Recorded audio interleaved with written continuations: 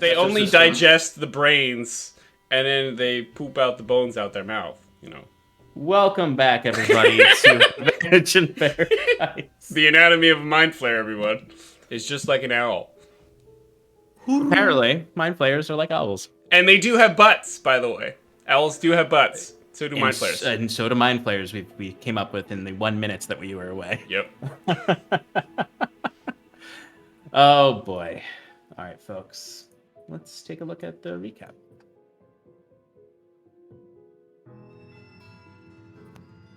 All right. On the 10th evening of Wayward Gloom, the Bitter Shadow, on a Mundog. Last we met, the Wayward Five began ranging through the Underdark to find the Glomadoon Gap, in order to aid the Duergar there to fend off the Mind Flayer threat. The hope is to gain a new ally in the coming threats to the material plane. The first of many choices lay before you, left or right. You chose the ascending steps against a descending gap that smelled of sulfur. As you traversed, you narrowly escaped collapsing stones after a failed attempt from the Mind Flayers to teleport. After Kiran had stopped the teleportations with the Forbiddance spell.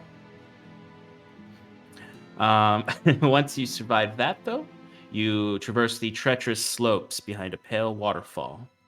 Beyond this waterfall was concealed the Mind Flayer hub within an area known as the Kiln. This was exposed to you when a Nautilus carrier ship passed through, dipping their tentacles within the falls. But you maintained your stealth and climbed across. Beyond this, you found a peculiar chamber filled with illuminated fungus, unusual heat, and a distinct gaseous odor. The chamber required some experimentation and investigation. You discovered a highly flammable gas filled the center of the chamber. Viscous strands of ooze descended from the stalactites above, and pools of dull water hid thousands of hungry water fleas. Through clever spell work from Kiran and careful steps, you avoided most of the trouble in this chamber, save the scalding heat from subterranean vents. But 2 out of 3 dangers avoided is a pretty good score. Beyond this chamber, you found further passage, eventually leading through crumbled earth. It brought you to an ancient dwarven feasting hall, with several passageways to choose from. But before you did so, you found a cache hidden in an alcove. A message warned of the exponential danger of the Mind Flayer's psionic fields. But amongst this, the party found old treasure, including a Duergar slag hammer and a Duergar bulwark shield.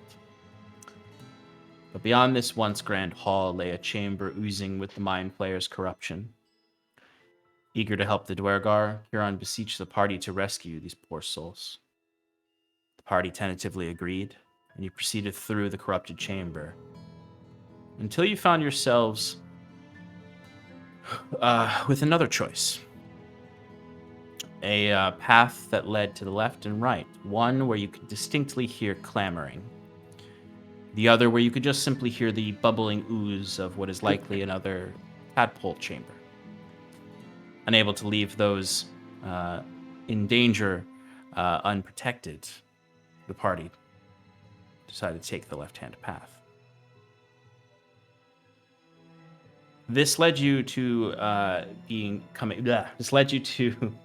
directly. Actually, no. This happened before that. Sorry.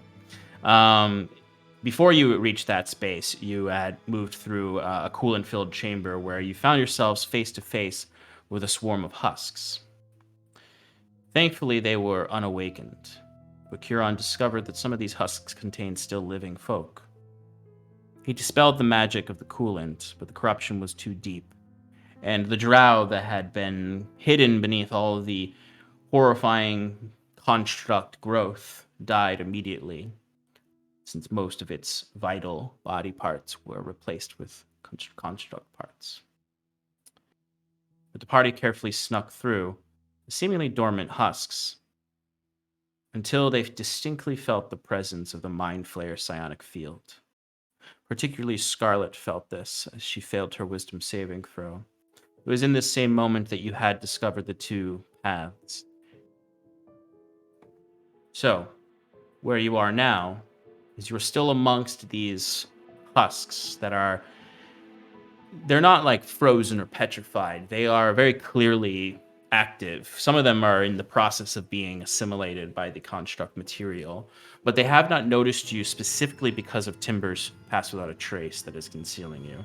And granted, that's because you all rolled really well on your last stealth checks of the evening. But you were able to avoid at least the first half. This is a rather long chamber. The passageways you're going through are about 60 feet away. Now, a few things to think about here. You are approaching conflict ahead. So when you take that left-hand path, as I presume you may, although you haven't spoken about it yet, these husks won't be too far away. So it's something to consider. But as you're standing in the midst of dozens of husks, what would you like to do?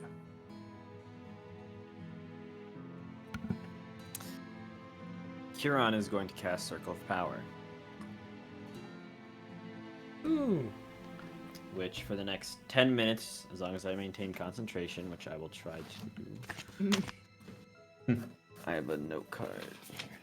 Or a sticky. Oh, alright. It's lost its stickiness, but it's here. I have concentration. See? Ew. Next 10 minutes, if you're within 30 feet of me, advantage on saving throws against spells and other magical effects. Nice. Awesome. Okay. So we'll get that going. And then Huron will say to the group, These husks,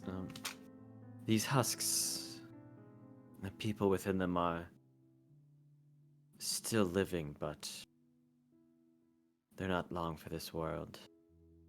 If we continue, there's a very good chance we'll rouse all of them, and they'll come after us from behind. Does anyone have a good way of maybe stopping them or thinning them out a little?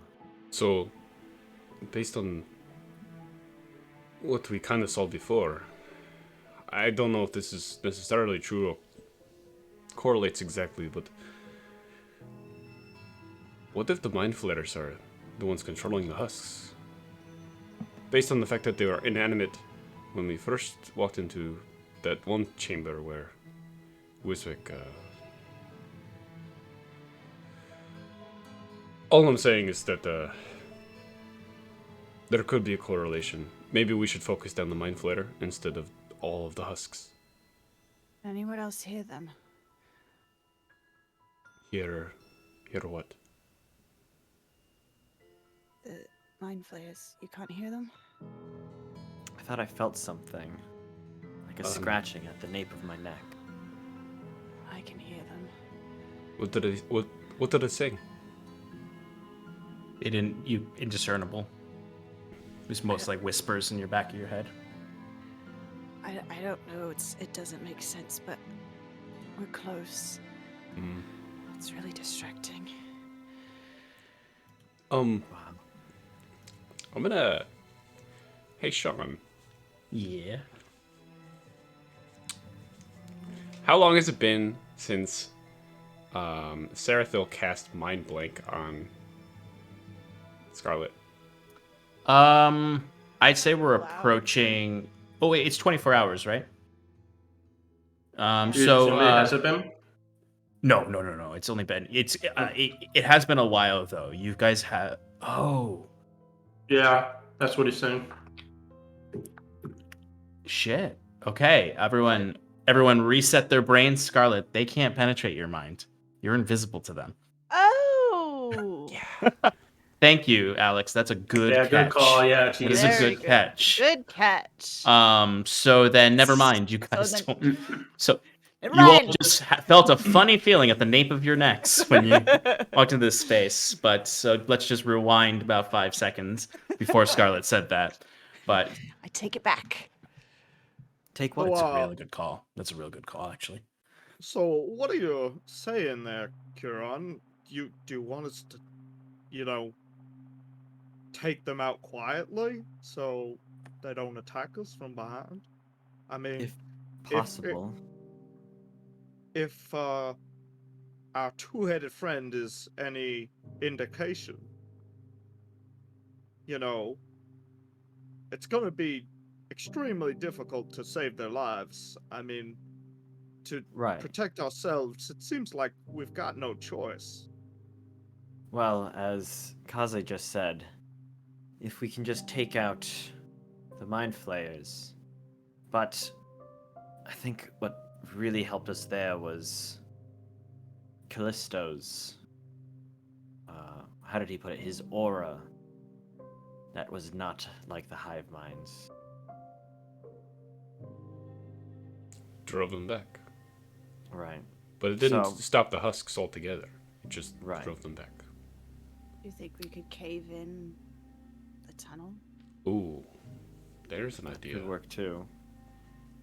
How far away are all the husks from each other?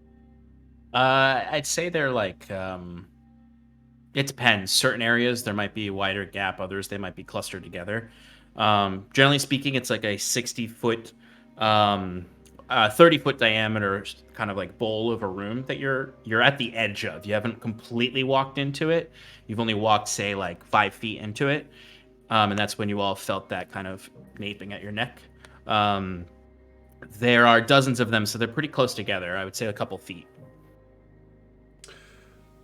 It's like if you looked into the space, and it's as if you like walked into like where they store all the mannequins at the department store, all together in the dark. That's terrifying. And it's like just a light mist, and you could just see them swaying back and forth. Some of them.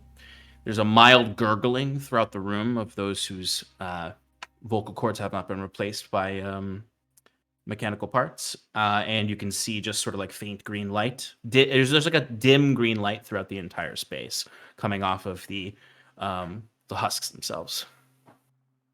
Well, I have an ability called Dragon's Breath. It has about a 30-foot range. Maybe I could take out half of them if we could think of another plan. If you want to take them all out at once.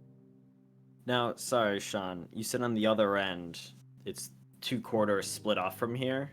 Yeah, So they're like smaller, like nice little bottlenecks. exactly. The 30-foot cone, to be specific, Sean. Okay. Well, if we cross here and take a left down where that noise is coming from, the sounds of kerfuffle, if you will, have your companion Mundi be prepared to hold up the rear and blast anything that shows up in those corridors. It'll be, how would Cal put it, a kill box? Oh, yes, that would be wise. Narrow quarters would be much better for that type of plan.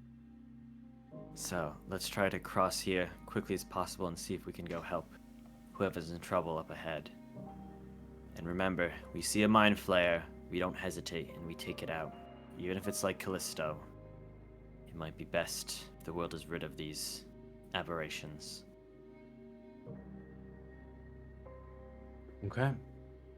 So what I'll ask you all to do is give me another stealth check as you're moving through the 60-foot space. No, pass the no tray car still up? horns. Yes. That's actually the sound the husks make when they're activated. Oh. Did I get advantage on something? Did you do something? Plus Kieran? 10. Plus 10. For Kira. No, the advantage is on saving throws for Saving throws. Okay. Yeah. X. Plus 10. Oh, thank God. Yeah. All right. Scarlet, what'd you get? 39. Woo! Kieran? 20. Sarathil? 14. 14. Yep. Dalray? So Talray got a 23, and Mundy, I don't know if I roll for him or if you do, but I rolled. You can roll for him. Okay, he got a 25. Okay, and Timber? 29. 29. Okay. I forgot my dice downstairs. I'll have to go grab them at the break. Let me roll real quick for the golem. Golem did not roll that well. Oh wait, golem has advantage. Okay. All right.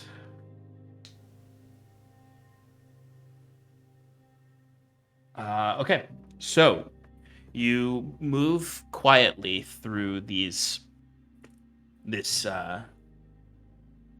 horror show of husks, this dark menagerie.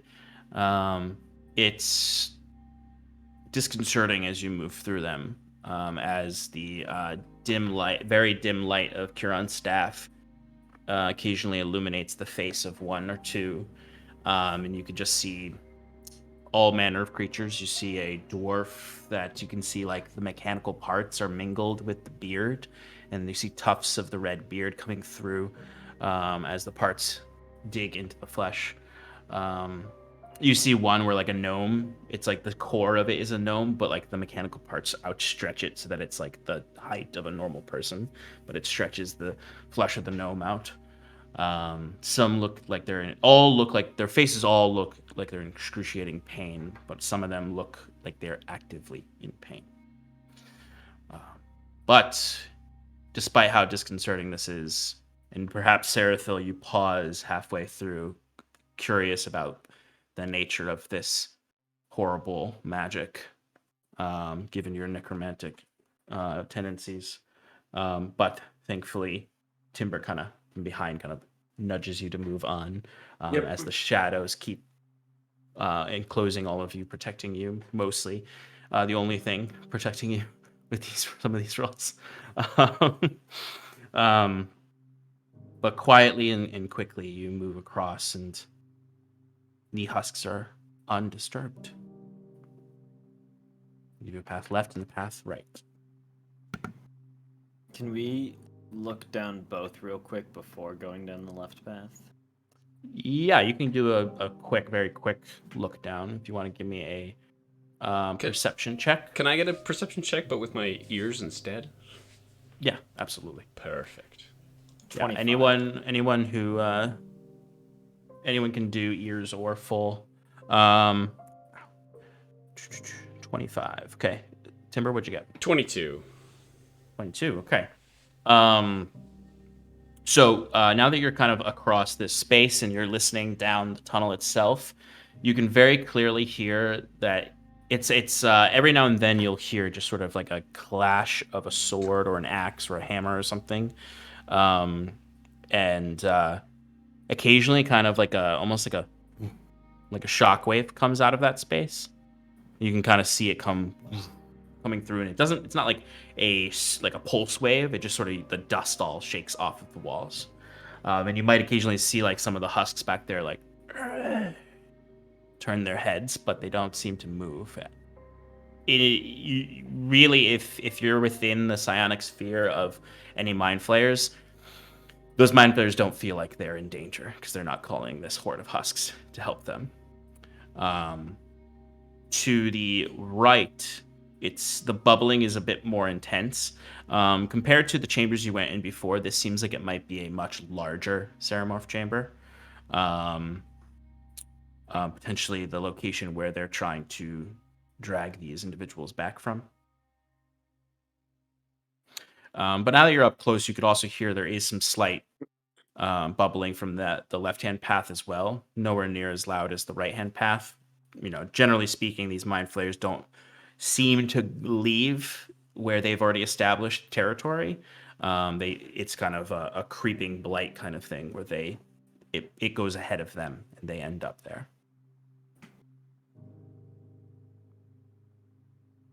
You would particularly be able to hear the clamoring of the weapons, Timber.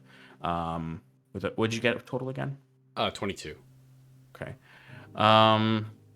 It definitely sounds like the people fighting are not like villagers with pitchforks or something, you can hear the sound of sword and shield and weaponry of martially trained fighters. I got a 25 perception. You would hear the same thing I described the first time. All right. Unless anyone has anything to say, Kieran will lead the group down the left path. Kieran, we're going to go cut the head off the snake, right? I think this snake has many, many, many heads. We'll start with what we find ahead, and from there we'll leave it. To find another head? Yeah. Well, no, we'll leave it to them down here. Yeah, we'll go ahead to find another head, yes. Yeah. Sounds good. But again, they're gaining some of their power from Carcery. Oh. We have to figure out what's going on here, at least a little bit. Information is key now for the fight to come.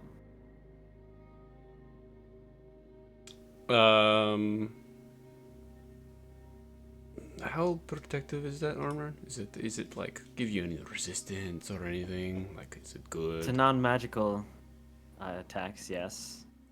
Bludgeoning, piercing, slashing, anything a simple sword or creature's claws might inflict. Here you go. All right, I'm gonna give Kieran a potion of shadow. Grants resistance to all damage except for radiant, fire, and force damage. Nice. You gave me a potion of speed last time, right? Yes. That is correct. Cute. Potion of, what was it? Shadow? It's called shadow. It gives resistance to all damage except radiant, fire, and force.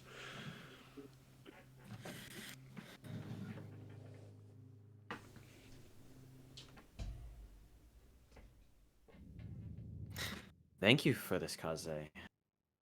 How long does it last? Yeah, this is my first time experimenting with it, but it should be good. It lasts an hour, I think. I'm going to make that up because we never decided. But an hour sounds What's about that? right. It lasts for my entire life? Of course, whatever you say. Oh, yes, yeah. So Kieran's gonna just drink that now. Mm-hmm. Kieran, Because will you, we'll see how it someone- works. someone give me a heads up when we're about to go into the thick of it so I can drink mine. 'Cause mine doesn't last as long.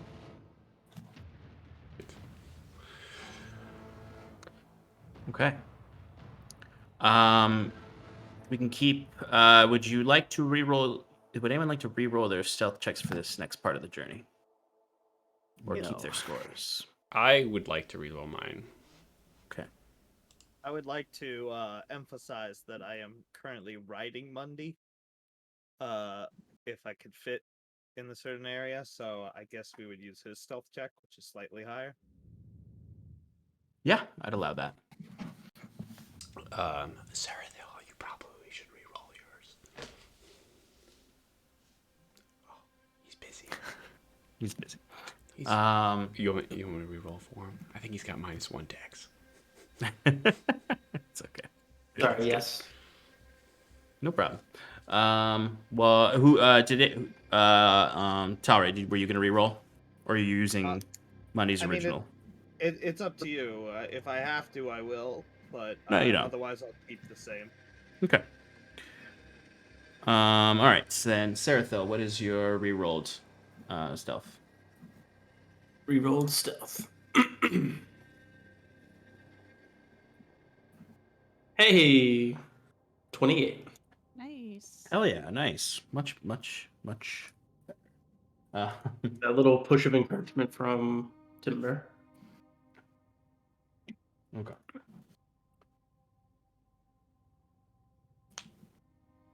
So you all begin to march down this tunnel. It narrows in places and then expands out. And for a moment, you realize that it's not like it's a significantly further than you thought, but it is a bit of a winding path before you notice. You're in approaching the thick of it as the sounds get louder, but also you start to see the oily substance on the ground and the walls. You are at a point now where you can sense that the fight is around the corner. You would go forward and take a right, and you would be in the midst of whatever is going on here. You hear loud clamoring of armor, but the sound of claws on armor. You would hear voices speaking in Undercommon, shouting to one another. Kieran, you can tell they're kind of giving each other kind of commands or telling them to do something, help them. You could really only hear the voice of maybe 3 dwarves that are defending themselves. What would you like to do? We should get in there quickly, probably. Kieran's gonna slink up to the edge of the corridor and, do a classic around the corner to see what he sees. Okay, one moment. Just gonna toss y'all out here. 1 moment, please. 1 moment, please. Oh, We need some elevator music. Yeah. I know, right? Elevator. That would be funny if it was like an elevator that you were going up, and as soon as the doors open, it was like, oh shit, we're in the shit. All right, we're gonna use for now. We're gonna use Katia's mini for Taure. Oh. All right, what am I missing? Okay.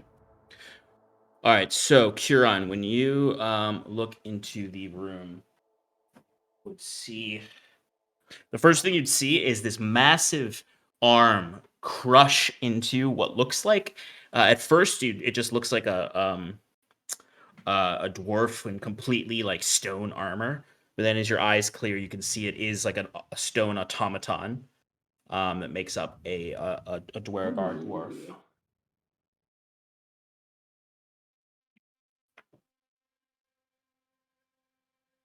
And then you see the creature that the arm belongs to, and it is the Mind Flayer you encountered in the previous chamber was medium sized, humanoid sized. This Mind Flayer is twice as big, has long, spindly arms with these long fingers on the end, and massive tentacles coming off of the face. Oh. You can see the it only wears like a half robe and like a scarf around its neck, kind of, but it's all kind of this. While you can see material, you can also see kind of like it has a ferrous liquid quality to it as well, kind of almost like it's shrouded in the coolant itself. You can see a dwarf comes running up to challenge it on one side. You see that dwarf gets charged immediately by 2 intellect devourers that attack at it. And that's the immediate thing you see at first.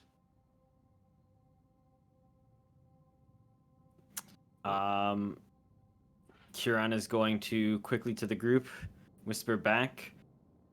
There's a massive Mind Flayer in there, and 2 of those intellect devourers, I wouldn't know their names, but that's okay, that took control of our 2-headed friend before.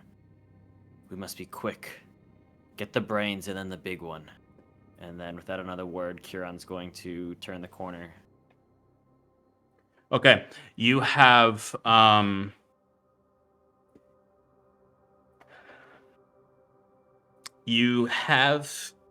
a. Let's roll initiative. Okay. They are considered surprised. Oh, yeah. Fantastic. Put down my Perfect. potion. On your turn. Damn it! Yeah, I thought about Oh. giving us all a free thing, but I feel like just a round of surprises is good enough.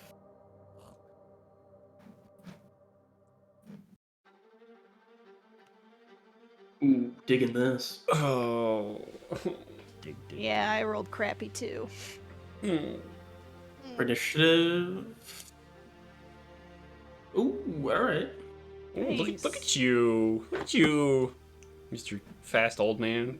I stole. Oh, you beat. I was literally gonna say the same thing. I was literally about to say the same exact thing. This is a All dog right. game. All right. 20 to 25. 20. Nice.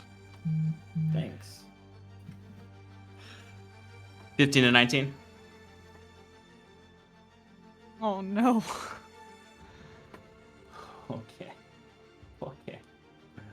All right. 10 to 14. 13.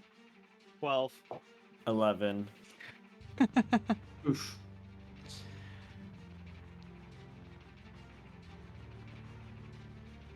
Okay.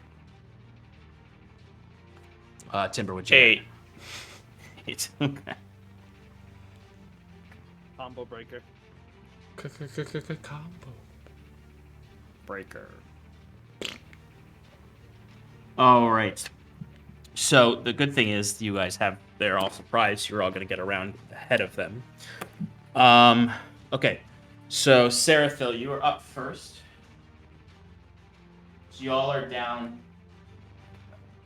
Y'all are down here. The path leads this way.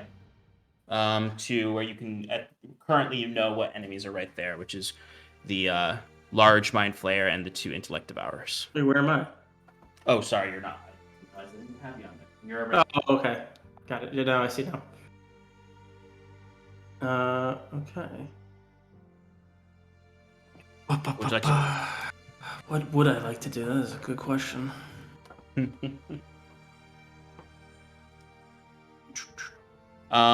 Scarlet, you're on deck.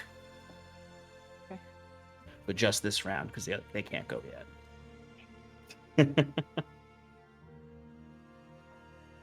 The dwarves are opposite sides of it. You said Yeah, yes. there's dwarf right here. There's 2 dwarves and 3 enemies there. They're all clustered together.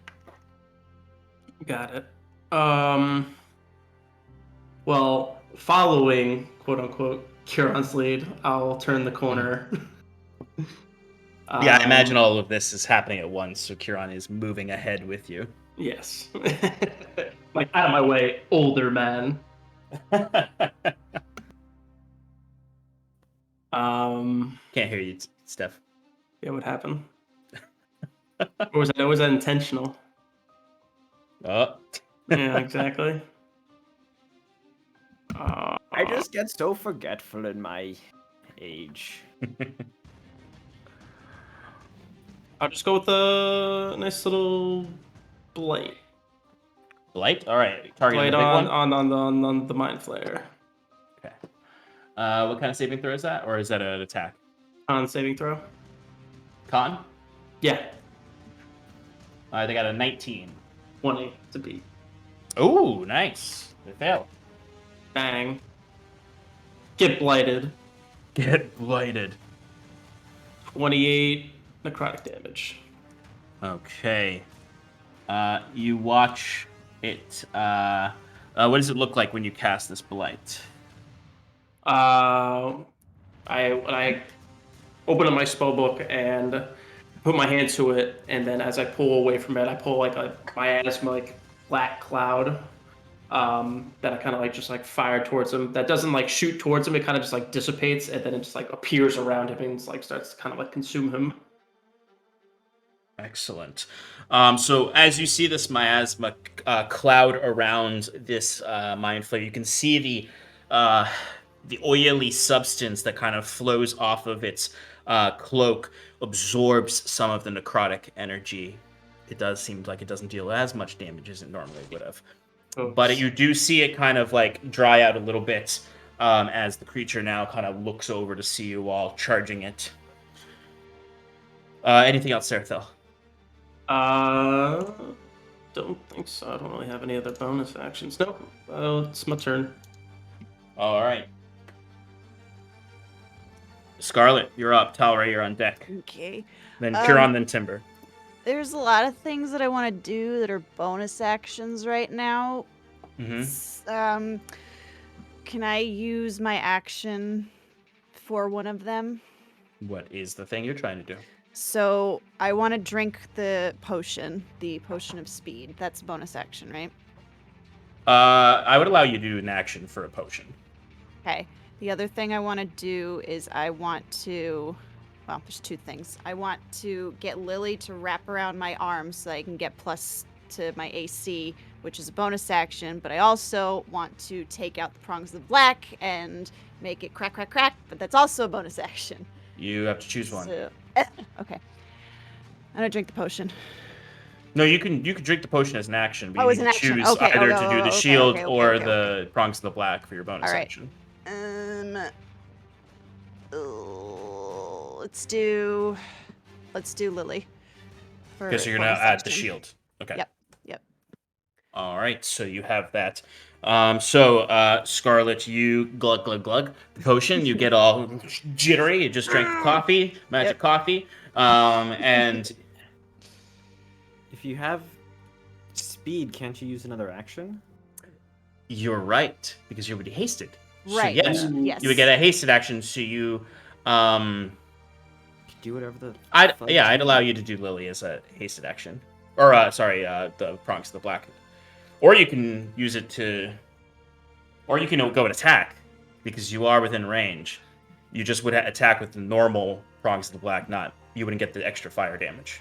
Right. Well, and I want to get the... Because with the fire haste, you damage. also have enough speed to get up on them. Right. No, let's see. Is there like something... You can't see my cursor. Yeah, that's me. If I move like to that, the left side rocky place here, yep. Is there like something I can stand on? I mean, there's rocks all over the place. It's kind of a slanted slope, and All there's right. some, yeah. All right. Well, I'm gonna find some sort of like just not on the ground, just a little bit elevated. I'm going to use steady aim, and I'm going to take out one of the daggers that I just found in the last. So are you not No. going to do the shield then? Because steady aim is a bonus action. Is it? I thought it was. Also, an if action. you have a surprise action, I think you can also get advantage. Yeah, you don't need steady aim because it's a surprise round, so you don't need it to get advantage. Okay. All right. Hold on. So I drank the potion as an action. I Mhm. used the chain to. The Lily Shield. is bonus action, and then my hasted action. Yes. Okay. I still same thing. Hasted action. I want to try and target. Can I see any of the intellect hours? Yes. Cool. I want to attempt to. Well, you'd have to be a little bit further out to see the intellect devour. That's fine. Okay. Hucking one of those daggers that I found in the previous room. Okay, you have advantage because they are surprised. Good. Therefore, you also have sneak attack. Good. Oh, thank God. Okay, so I rolled a 26. That will hit. Key. That is 2 plus 7 points of piercing damage plus. Where's my sneak attack? There it is. Tell her you're on deck. 18 points of sneak attack damage. So 25 total. 25 total. How do you want to do this? Excellent. All right, I want to. These things don't have eyeballs, do they? Look at this little Little fucker. bastard. Oh gosh. Yuck. All right, I want to have like hucked it so hard that it just like cleaves it directly in two. Yep, you huck the dagger so hard that you lobotomize this little brain cat creature. Great. As it just cuts through the brain in half. Lobes Cool. separated. All right, and That's then I'm. all you can do. Well, you have some more movement because you have your hasted movement.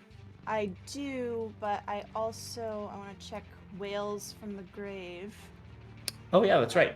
I can target a second creature that I can see within 30 feet of the first creature, and it takes 3d6 necrotic damage. So can I see the other intellect devour? Yeah. Cool. I would like to target that with my whales from the grave.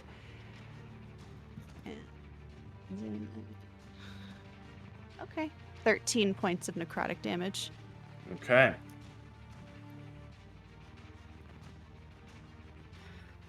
All right. You see your as this creature is splayed in half. You see this sort of energy overwhelms it that bursts up and flings over into the energy bursts out like a whale breaching and just slams down into that creature. It is not dead though. Okay, that's all right. And then I'll use a little bit of my movement to get back. What's your into normal movement speed? 30, so I've got 60. Okay, so you already used 30. You have 30 more. So do you want to Cool. just get back behind the wall? Yeah, Or actually, we'll do okay. that. Yep. We'll get back behind the wall. Okay. Rogue out. All right. It looks like someone went to rogue school. Yeah. Talray, you're up. Okay, so Mundy has 40 feet of movement. Yes. Is there anywhere that I can get over there that has a little bit of a height advantage, or can get me like line of sight? You could definitely get line of sight. There doesn't look like be any height advantage in that antechamber. You'd have to get maybe into the fuller chamber to find a height advantage, but you could definitely get in with line of sight. Okay, yeah, I'll move in, and maybe not use my whole movement, but just enough to get the angle of line of sight on the creature. Okay. Yeah, you can definitely get you have an angle you have an intellect devourer and this big guy in your range of sight. I'm gonna take aim at the big guy, and you're gonna see, unlike the last time he used the weapon, you're gonna see that it's glowing with a lot more energy, and it's kind of like vibrating in his hands as he notches it up to take a shot, and I'm going to use my once a day ability to cast Disintegrate on the larger Mind Flayer. Okay. Cool. And is that an attack roll? I believe it's just a dexterity saving throw, which he may or may not have disadvantage on because he's surprised. I don't really know how the rule works there. Yep. 1 second.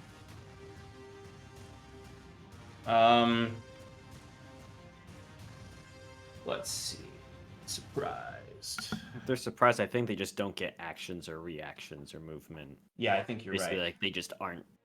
Yeah, they don't get they can't take reactions, and they lose their turn in combat. So they still make saving throws. Okay, it's a DC 18 saving throw, dexterity. Okay. It failed actually. Wow. There you go. Fantastic. I will also shout to Draconic, as a bonus action to Mundy to command him to infuse my strike with a little bit of radiant damage. Hell yeah. And here we go. Big fat rolls.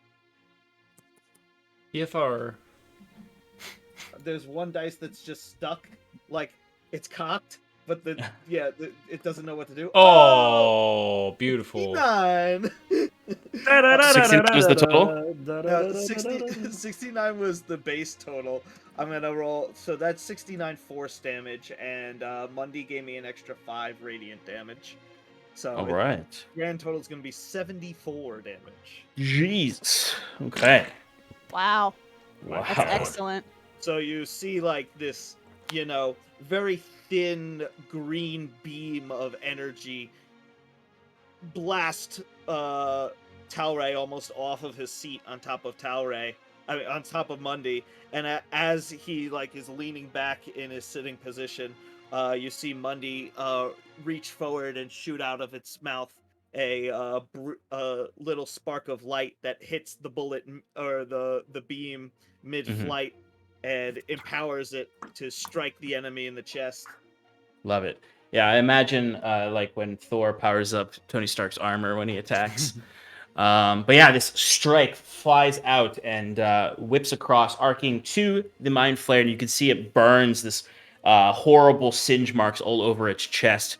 As you can see this silver blood leaking out of several split wounds in its flesh. Anything else, death? Talray? No death. It's not dead. Oh. Damn. I mean, it's bloody, as you can see from all the silver blood coming out of it, but it's still alive. How high is the ceiling in this cavern? In the little antechamber, it's about 20 feet. The next room looks like it's probably higher. I'm going to tell Mundy. Well, I guess I can't really command Mundy to do anything. He just because I already used it to use Infuse Strike. So by default, he takes the dodge action. Cool. And I'm gonna hop off of him and start flying above him in the 20-foot area, not going any further forward, just staying above him, trying to see if I could get a better viewpoint. Okay. I mean, this is an antechamber, so you don't get much better viewpoint. You can kind of see the same thing. You really have to get into the room to be able to see much more. All right, yeah. I just wanted to get in the air because, absolutely. I had more movement, I guess. How far? So, I had 40 feet of movement before, and I had. So you used Mundy's 40 feet, and you have your own Right. movement now. You moved, I'd say, 15 feet to get up in the air to the highest height. Okay, fair enough. I just wanted to know because I didn't know like what the ruling was with thing because it's the same amount of time, so maybe I would only be able to get up a little bit. It's one of those things in D&D that doesn't make perfect sense, but you have your own movement speed in addition to the mount speed. Cool. All right. So there's one enemy that is not surprised. So those of you in the chamber, which would really just be Sarathil, Mundy, and Talray and Curon, because you're peeking over, would see a creature floating behind this group. It's much smaller. It's a normal-sized illithid. Kind of looking out to see who's in this chamber. And they are going to reach out. Actually, no, they're going to float here. And you see this illithid. It's got this staff that kind of looks like a writhing tadpole in its hands with a maw at the top that kind of just gyrates a little bit, the tendrils on it. It has these extremely long tentacles, much like the big ones, except this is a normal-sized one, with this blue cloak all around that has that same viscous ferrous fluid movement all around it. And it's going to narrow its eyes, glowing eyes, on this chamber. And it's going to cast Mind Blast. So I need Mundy, Sarathil, and Talray to give me a intelligence saving throw. With advantage. With advantage. How far is the circle of power? 30 feet.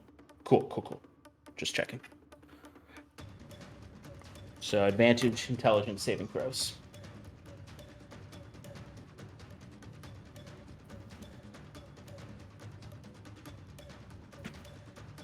You said with advantage? Yep. Yes. Okay, damn. I was freaking cocked. Come on. There we go. 27. 27, nice. Talray? Sean, I have no idea what Mundy's intelligence score is. What does it say on the sheet that you have?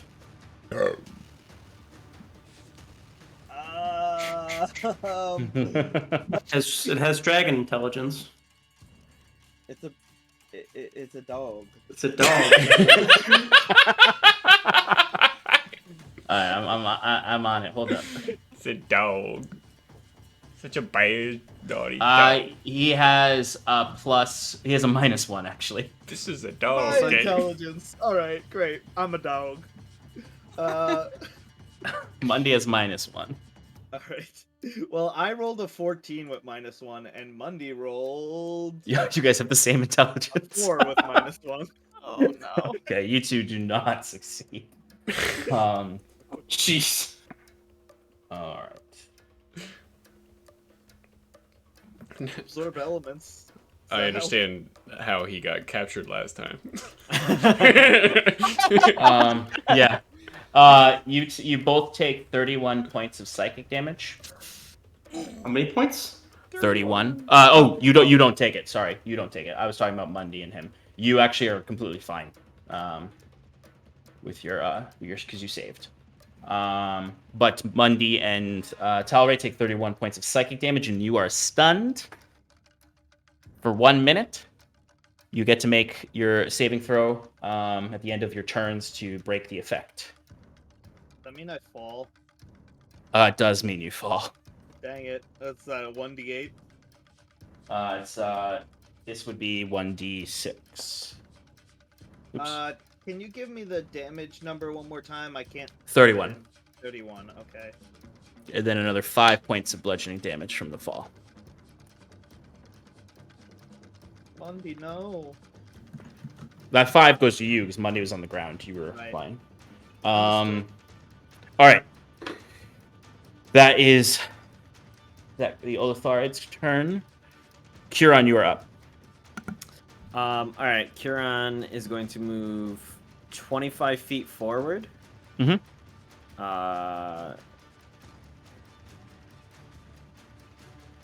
Yeah, that's good. Because I assume this big guy's got a little bit of reach. Yeah. Going to activate Channel Divinity Twilight Sanctuary. Woo! Giving me another buff within that 30 feet for temp HP. Nice. And then going to cast at 4th level Spiritual Weapon next to the Intellect Devourer and go for Nice. an attack on it. No. 19? That'll hit. Ooh. 19 points of force damage. How do you want this? How do you want your spiritual weapon to destroy this? Yeah, so just as Scarlet's dagger lobotomized, so too will this spiritual glaive just materialize out of the air like a scythe coming flying down and just into the Hell ground yeah. as you see it just Nice. split in half. And then he's going to say an undercommon to the Duergar, or however they speak in undercommon. I don't know. He's basically going to say, "We're the Wayward Five. We're here to help. We're friends of Wiswick Netherrock, if that means anything to you. But we don't. We're here to help." As he I love it. Excellent. You would see it's because it's kind of like the one Duergar is like underneath this creature, and it's trying to lift up the stone automaton and trying to pry the claws. Well, I'll say actually with all your attacks on it, it released its claws on the automaton. Okay, excellent. Timber, you're up. Do I see that that Illithid in the back? If you enter the antechamber, you'll be able to see him. Okay, well, I'm racing towards the antechamber in general. Okay. If I see him cast a thing, I'm gonna go get after him. Also, how does he look? The guy that got disintegrated. Big Oh, he boy. looks real rough. Oh, like He's really? not like on death's door, but he's definitely bloodied.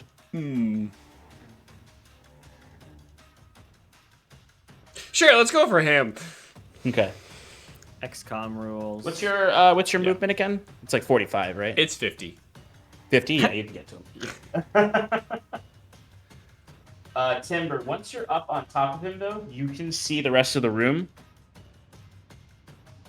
Yeah, raise that fog of war, baby. Oh boy. Oh. Are these allies that you're placing? Yeah, those two are other Duergar. Oh, so I thought you were about And that's a I thought you were putting Duergar in another the middle Illithid. too, I was right? like, Christ. That's a Yeah, friend. there's in the a- middle? That's No. a friend. Sean, is there any way I can get advantage on this guy that I'm it's sort of flanking with a Duergar? Is it possible? You'd have to do some dope monk shit to squeeze by. And And I will say there's a risk of falling in lava. worth it. Okay. Do it. It's Just make there we sure go. you Natural stay- 20 for 30. Okay.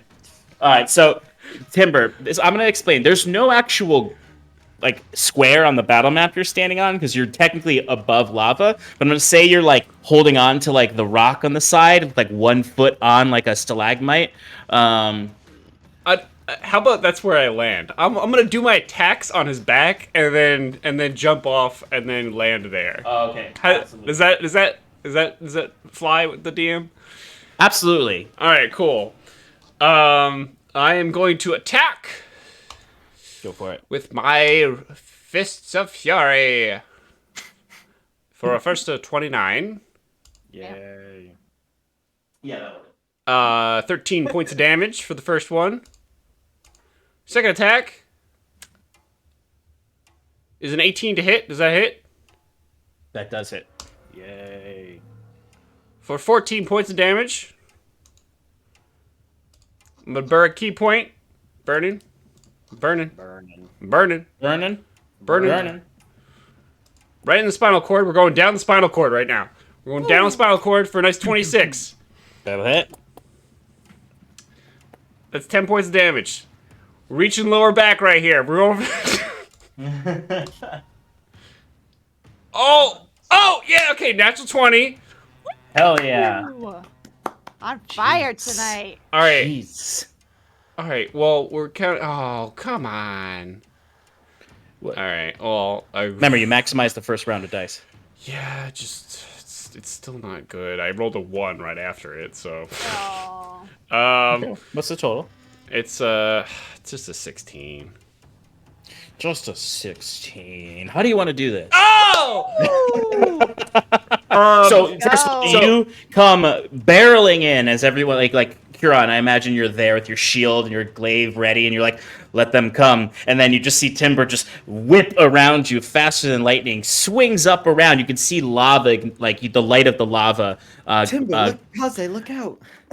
What does this look like when you take this thing out? So I'd like to like come up from it from underneath the Duergar, and then just like sprout up at its face, go over its backside, claw at its head, and then grab on its head with one hand and just start going down its spinal cord or spinal column. Oh my god!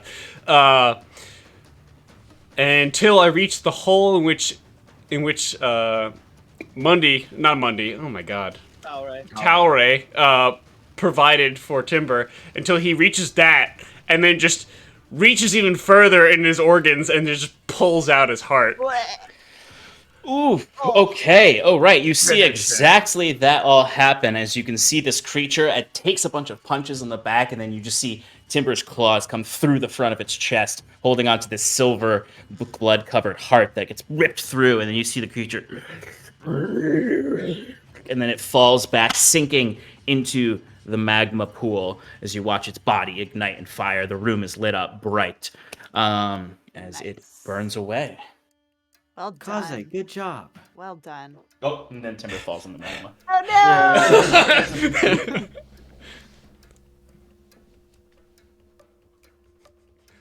no! Oops. Excellent. Good work. All right.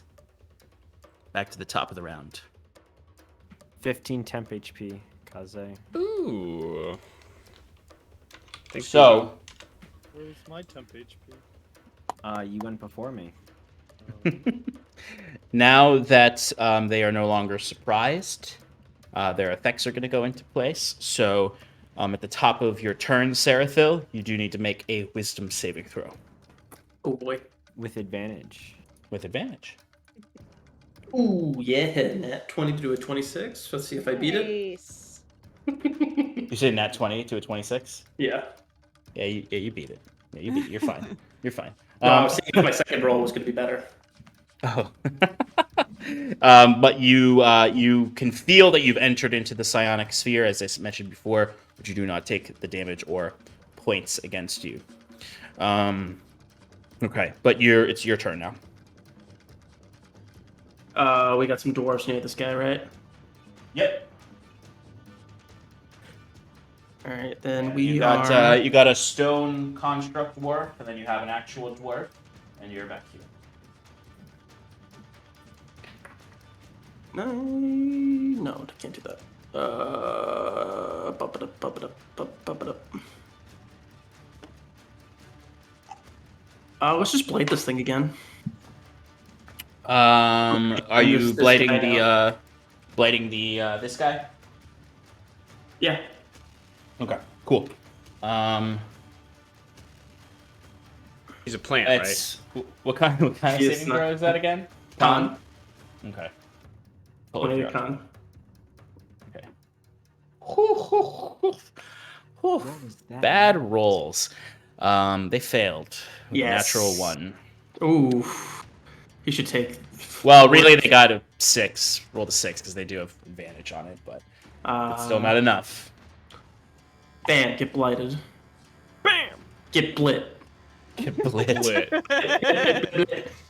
32. 32 necrotic damage, which is probably 16 necrotic damage. It is 16 necrotic damage. All right. And as a bonus action, I will end my turn. Crushing it. 17 Excellent. temp HP. Sarathil, 17 temp. 17 temp HP. Thank you very much. Okay. All right. So, let's see. Timber. You look and see the one of the hulking mind flayers off to the side, the one that you just saw. They turn their attention to you, Big boy. and you watch. You can hear kind of like a nail on chalkboard sound in your head, kind of like what Callisto is doing to you all, and then you suddenly feel immense pressure all around you as you see a hand reach out like this, and then squeeze. And I need you to give me a strength saving throw. Ooh! Ooh! Ooh! Advantage. Ow! You still have advantage because Kieran's within 30 feet of you. Ooh, Sean, it's my weak area. I know it is. I got a 20 though. Chef kiss. Wow. Okay. Yeah, I poked myself with my pen. Oh. Because you just made the save.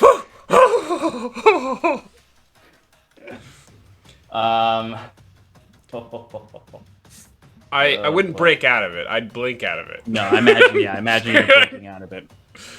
Okay. So that was their bonus action. Oh. Oh. And then what's they gonna do next? They're gonna go this way. They're gonna go towards you. Do they float? They do. They do float. They'll take an opportunity attack from one of the dwarves, which will actually hit. Okay. That's right, Sean. Hurt your own toys. Killing my own people. As you see a hammer kind of smack into its leg, but it does not care. Or smack into the leg area. Oof. And it's going to go for its psionic grip attacks. It has reach. All right, first one's a 21. It'll hit. Okay.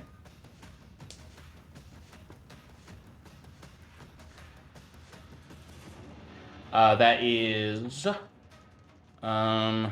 18 points of piercing damage. Okay.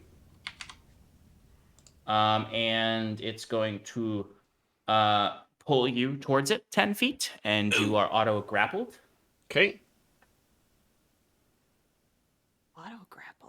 Yikes. And it's going to drop the grapple immediately. As I'm falling towards the lava.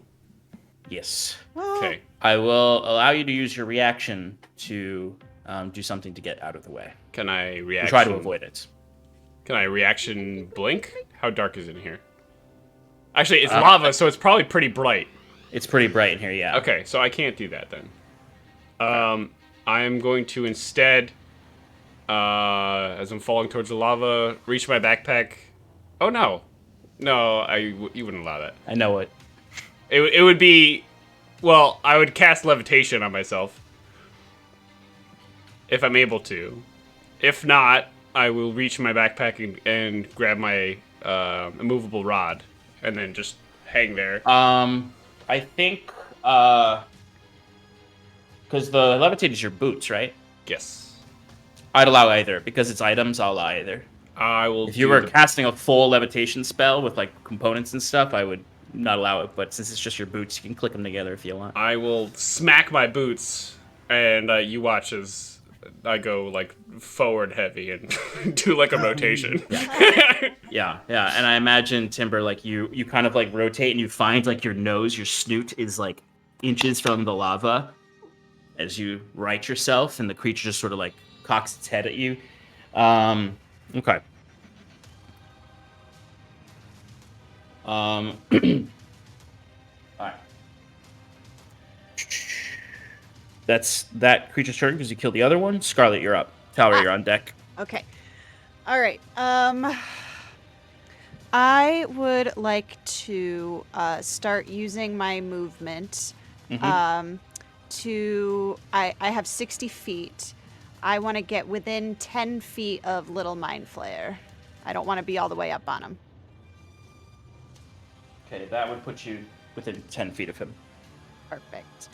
And then I would, as my bonus action, I'm going to draw out the prongs of the black and give it a little flick, and it does things, becomes cool, cracks like my skin does, and I would like to reach out and try and slash this illithid. Blade's gonna go between those two dwarves that are there. All right, go for the attack. Where are we? Here we go. 21? That will hit. Excellent. All right, so, woo! 15 points of slashing damage, and then we get the Nice. extra 2d6 fire. Is it d6? Yep. Fire? Yep, 2d6 2d6. fire. Nice. 7 points of fire damage. Okay, and you do get sneak attack because the dwarf. Oh wait, There, Yeah, it you're is within- engaged with him? Yeah. it is within 5 feet of the dwarves. Cool. And then I'll do sneak attack, and then I'll do my hasted action. Same thing. Whew. Okay, 16 points of sneak attack damage. nice. And then, all right, hasted action is coming with strike number 2. Nice. That's a 26. That'll hit. Or 10 points of slashing damage plus 10 points of fire damage. Okay. How much movement do I have left? You have 25 movement left. 25. Okay. How much was the fire damage again? 10. Okay. Can you zoom out just a little? Mm-hmm. Let's see where I want to move to. Behind me, there's like a gray rock that's sticking up. Is that something I could potentially hide behind? Yes. All right, cool. I would like to use my remaining movement to run behind that thing. Okay. I keep touching it with my cursor, like you can see it. All right. So in order to get behind it, Yeah. I'm gonna need an acrobatics check from you to make sure that your leap across the lava doesn't take extra movement. No problem. How about a 22? Yeah, you're good. Good. Okay. You are behind the stalagmite. Very nice. Is that outside 30 feet? If it is, there was the other one that I was actually pointing at. But if it's Oh, not, this it's one? fine. Yeah. It's not within 30 feet, but you would be if you go behind that one. Yeah. Let's go behind that one. Yeah. That's the one I was pointing to initially, but the other Okay. spot was fine too. Is it still Yeah. 25 feet? Yep, you're good. Yeah. Okay. Cool. That will end my turn. All right, Talray, you're up. Okay. 17 temp.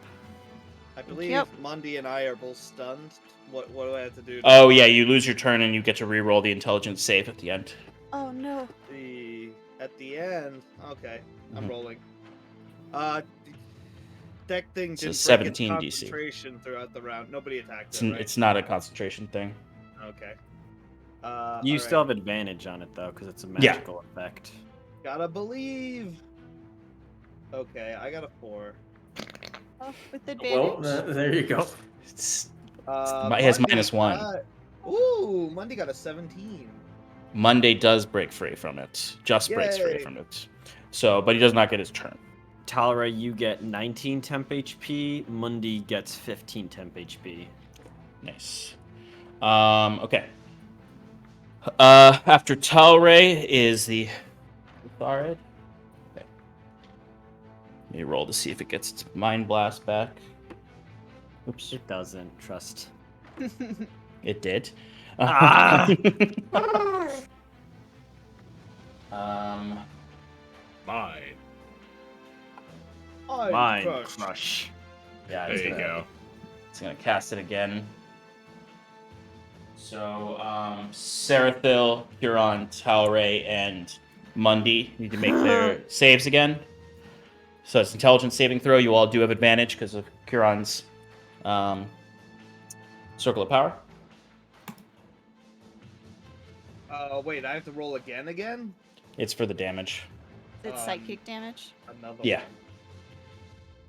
Huron, you drink that potion of. Oh, Did you? Yeah. Did you drink, Kieran? Okay. Yeah, I drank the potion of Resistance. shadows. That was radiant fire, and what else doesn't affect it? It's psychic. I thought it was force. psychic. Force. It's not psychic. Force. Yeah, so you do have resistance. Never mind. What did you? Huron, what'd you roll? I had a 17. You just make it. Oh, thank gosh. So you don't take any damage. Wait, so Talray? Mundi broke free. Does that mean he takes the damage still? That was the roll on your turn to break free from the stun on the last one. This is another Mind Blast hitting Mundi, so it's a new roll. Okay, so Mundi got a 13 and I got a 3. Okay. No. They're bullying me, guys. They- What's going on? Are kind of bullying you.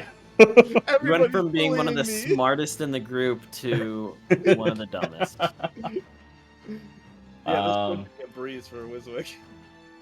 Okay, so that's 26 psychic damage to Mundi and Talray. Sarathil, what was your roll?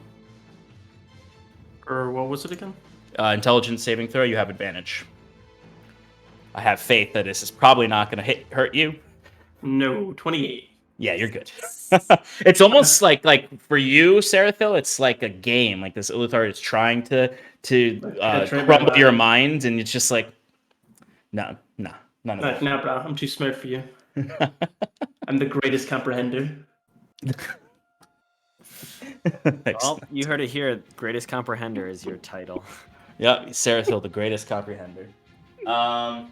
Okay. It is the excuse me.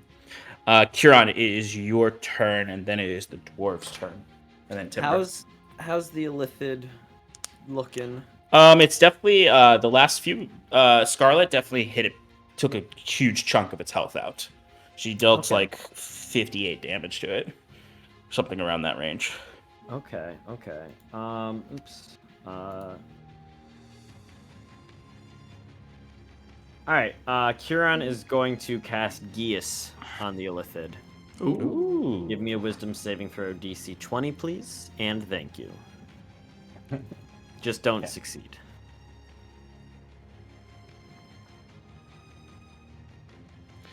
I got a. Yeah, it succeeded. with a 25. They have advantage. They have magical resistance. Yeah, I figured. I just was hoping it wasn't a big modifier. All right. Kieran will continue to move up, making sure that everyone's within his 30 feet. Okay. So I guess like put Sarathil at the edge of 30. Okay. So If he can get up with the two dwarves. Yeah, you could just get up with them. Okay, cool. Or if you, you don't need to be right up with them. You could be a little bit back if you want. Yeah. No, that's good. He's gonna be up there. And has the large Mind Flayer hasn't been hit yet, right? The other one? The other one it got hit by one of the dwarves for 7. For paltry. Yeah. Okay, we're gonna have the spiritual weapon attack our buddy. Big guy or little guy? Little guy, sorry. Cool. For 22. That'll hit. 13 force damage. Okay. All right. Anything else? And that's going to end my turn. Okay. So you're going to see these dwarves are going to turn and strike at the Illithid as well.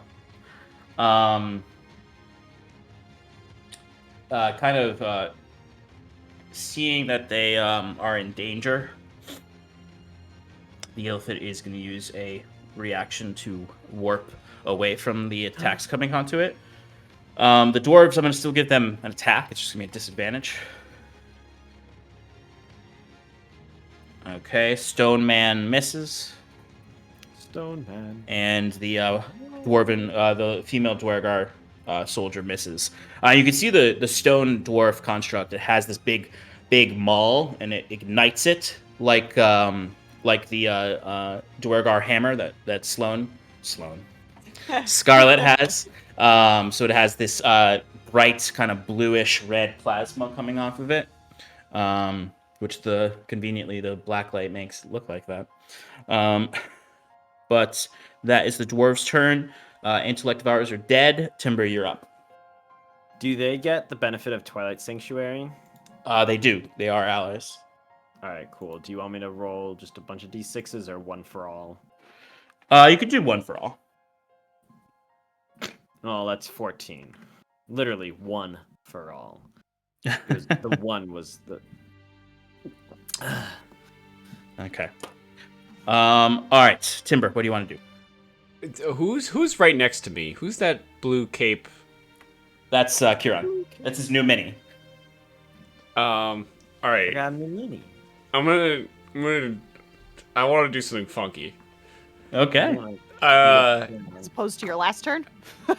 Yeah, well, I mean, like, I flavored punching, but all right. So this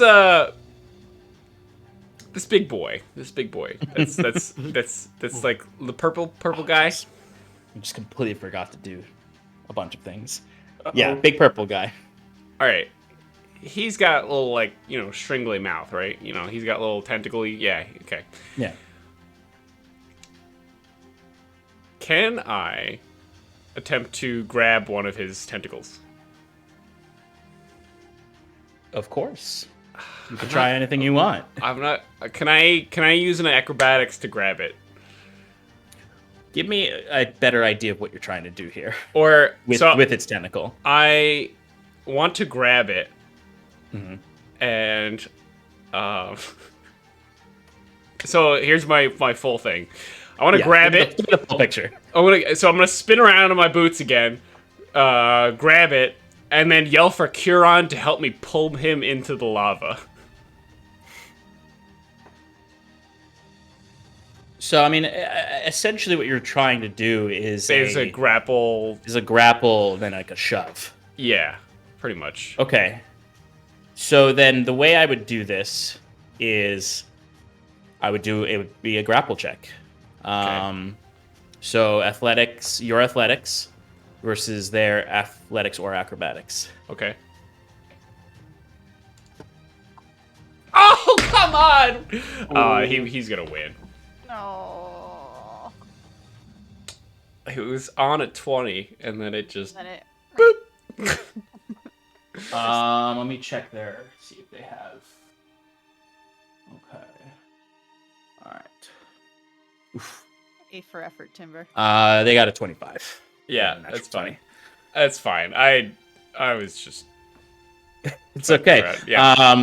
I'm sorry. Yeah. So that that would take up your action. Yes.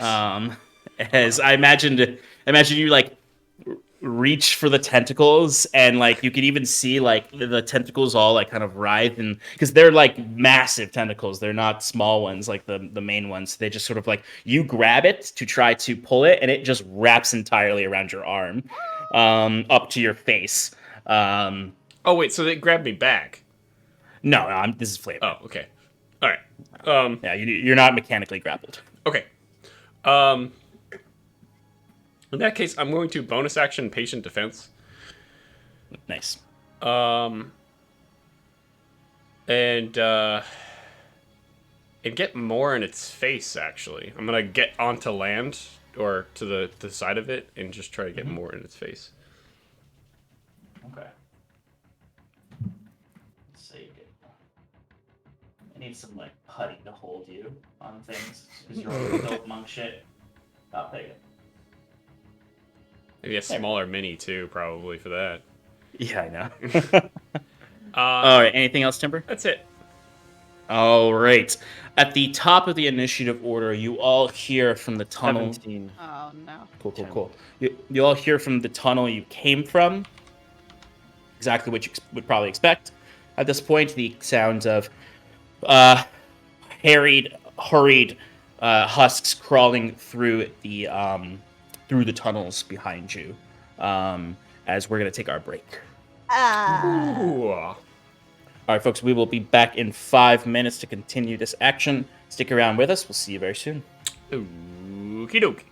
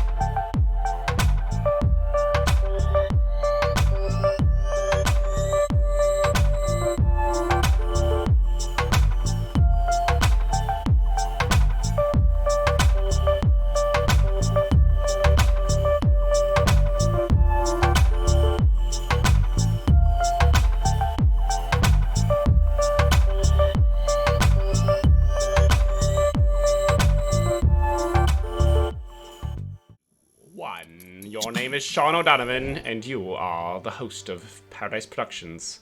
We are live. Welcome back to Advantage in Paradise.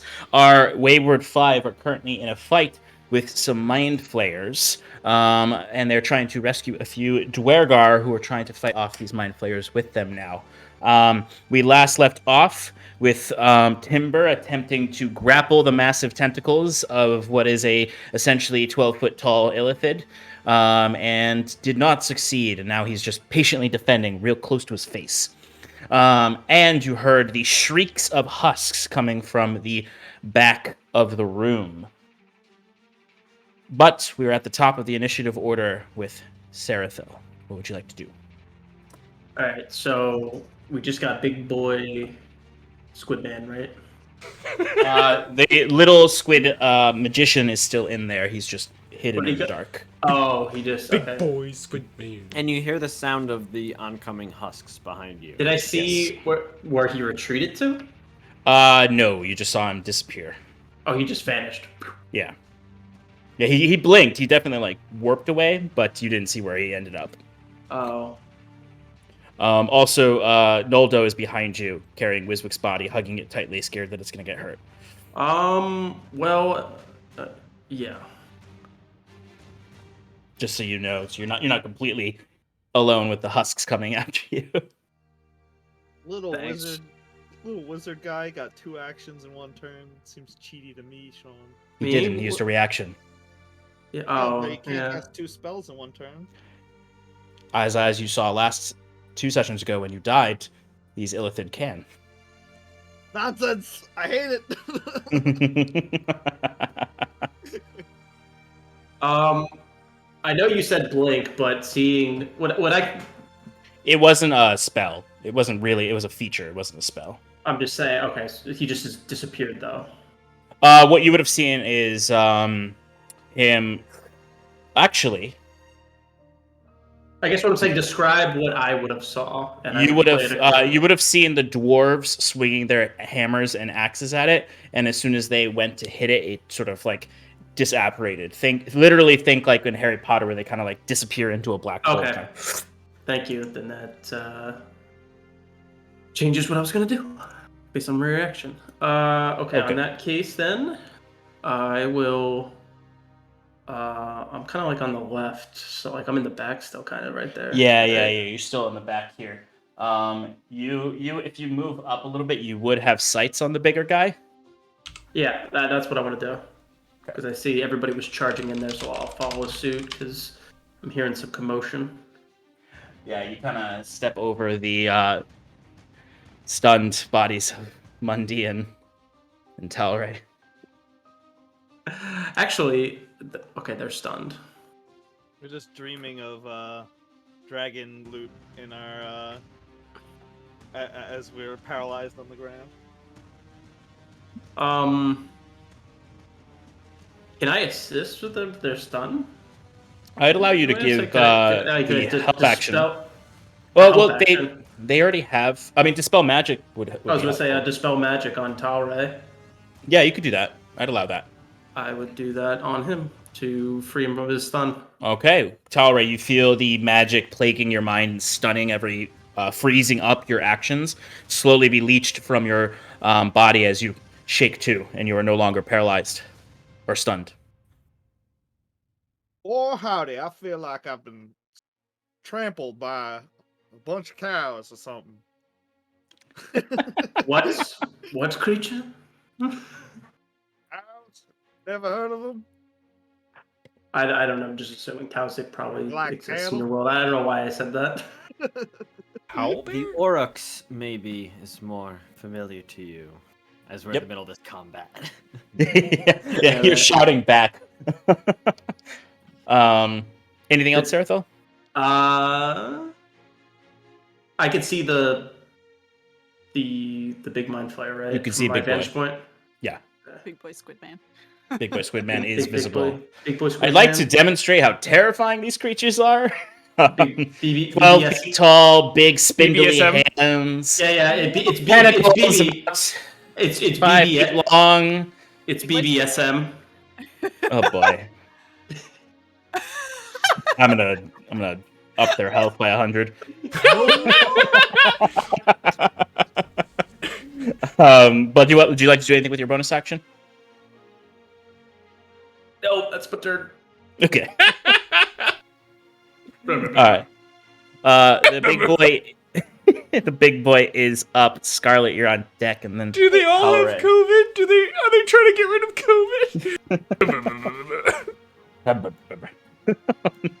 COVID? Okay. Bonus action. Rage. It's gonna look at Curon Hello. and attempt its psionic grip on you. So please give me a strength saving throw. Is this a magical? Yes, because it's telekinetic. Ooh, 2 12s for 14. It succeeds, or you fail. So you are paralyzed until the top of its next turn. But you do have resistance to all damage as you feel this kind of psionic shell almost come over you and hold you perfectly in place. And everyone can see Curon just sort of as there's this kind of glimmering purple light kind of completely encasing him like a shell. All right, my Twilight Sanctuary goes down. Do our temp HPs go away? No, you still No, you have- keep them, yeah. Keep- You just okay. don't get new temp HP. Okay. You can make another strength saving throw at the end of your next turn. Sorry, I was rereading the effect. Yeah, at the end of your next turn, you can repeat the saving throw. Okay. All right, that's its bonus action. With its action, it's going to attack Timber. It's not gonna. It's yeah. Let's okay. Disadvantage. Yes, because you did patient defense. E.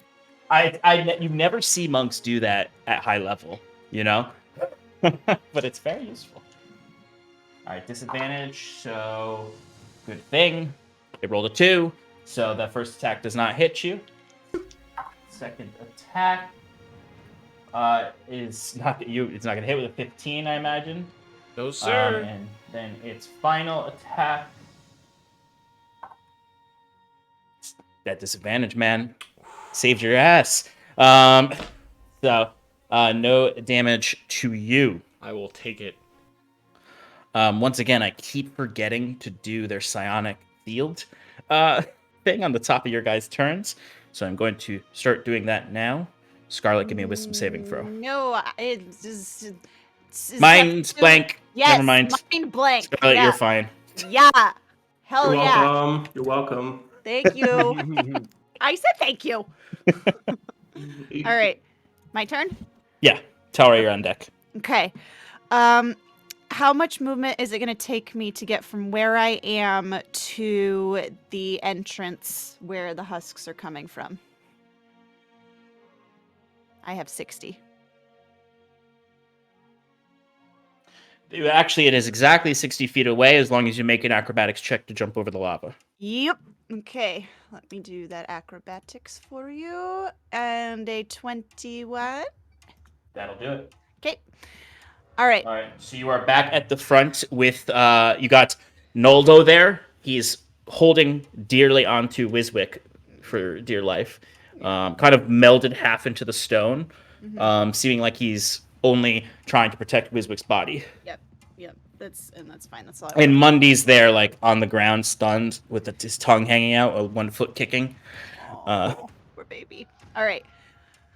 What I would like to do is, with one hand, use my action to cast Earth Tremor, and then with my other hand, use my hasted action to use the prongs of the black to kind of to maybe cut down some of the stalactites that are there. And if you'll allow me, DM, I know one of the properties of this new awakened weapon is the melting touch.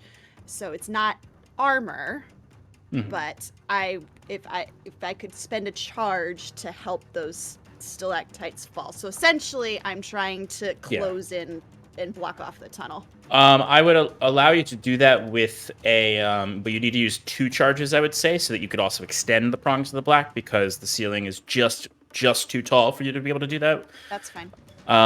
Also, I would say that all of this needs to be held actions if you wanted to actually affect the husks, because Earth Tremor is instantaneous. It's not a concentrated spell, Right. so you'd want to wait until you see them to use it. Okay. I mean, you could drop the stalactites now, but I'll need an attack roll to see how effective that is. Okay. All right. So attack roll from prongs of the black. How about a natural 20? Or 20 Okay. for a 32. All right. So you extend out the prongs of the black. You can see the what is normally just sort of that kind of dark vermilion ooze is stricken with erupted flesh as it grips onto stalactites, and you can see it heats up so much that it melts the rock itself. And you're able to just swipe across and drop down several stalactites. Now you're trying to, it's probably not enough to block the path. You would need maybe to do it one more time to significantly block the path, but it does create difficult terrain for the husks coming in. All right. Well, then in that case, then I'm going to not do the Earth Tremor thing. Okay. And I'm going to do it. Strike again? Yep. All right, let's see it. Yeah, because that nat 20 really dropped a shit ton of them with a nat 20. You can see, like, you dislodged, like, some significant rocks also that dropped down. 14. That's not going to do it. Okay. Bonus action. Whoop. Off it. What are you throwing it at? Nothing. I'm not throwing anything. Yeah, the husks aren't visible yet. No. I know. I was. This is a joke. Okay. So then, actually, for my bonus action, I would like to rage. Oh, excellent. Not that yet. All right. Anything else, Scarlet? I think that's all you can do. Yeah, that's it. Talaray, you are up. Okay, I am not stunned. Nope, you can do your stuff. Can I roll for Mundy first? Yeah. I think he's still stunned, right? Yeah, but he doesn't get a turn. He would just Right. be out of it. See if he frees himself. He does have advantage. Will an 8 do it? No. Yeah, he's still stunned. Okay. Okay, so I want to fly up. Ugh, man, that seems really dumb. Is there anywhere I could, like, fly? I'm gonna fly forward, like, at ground level, like, just a foot off the Just ground. levit, like, kind of hover. Yeah. And get into the main area to see if there's anywhere that I could, like, fly up and perch on top of, so I don't have to fall again if that happens. How much movement do you have? I have 30 feet. Okay.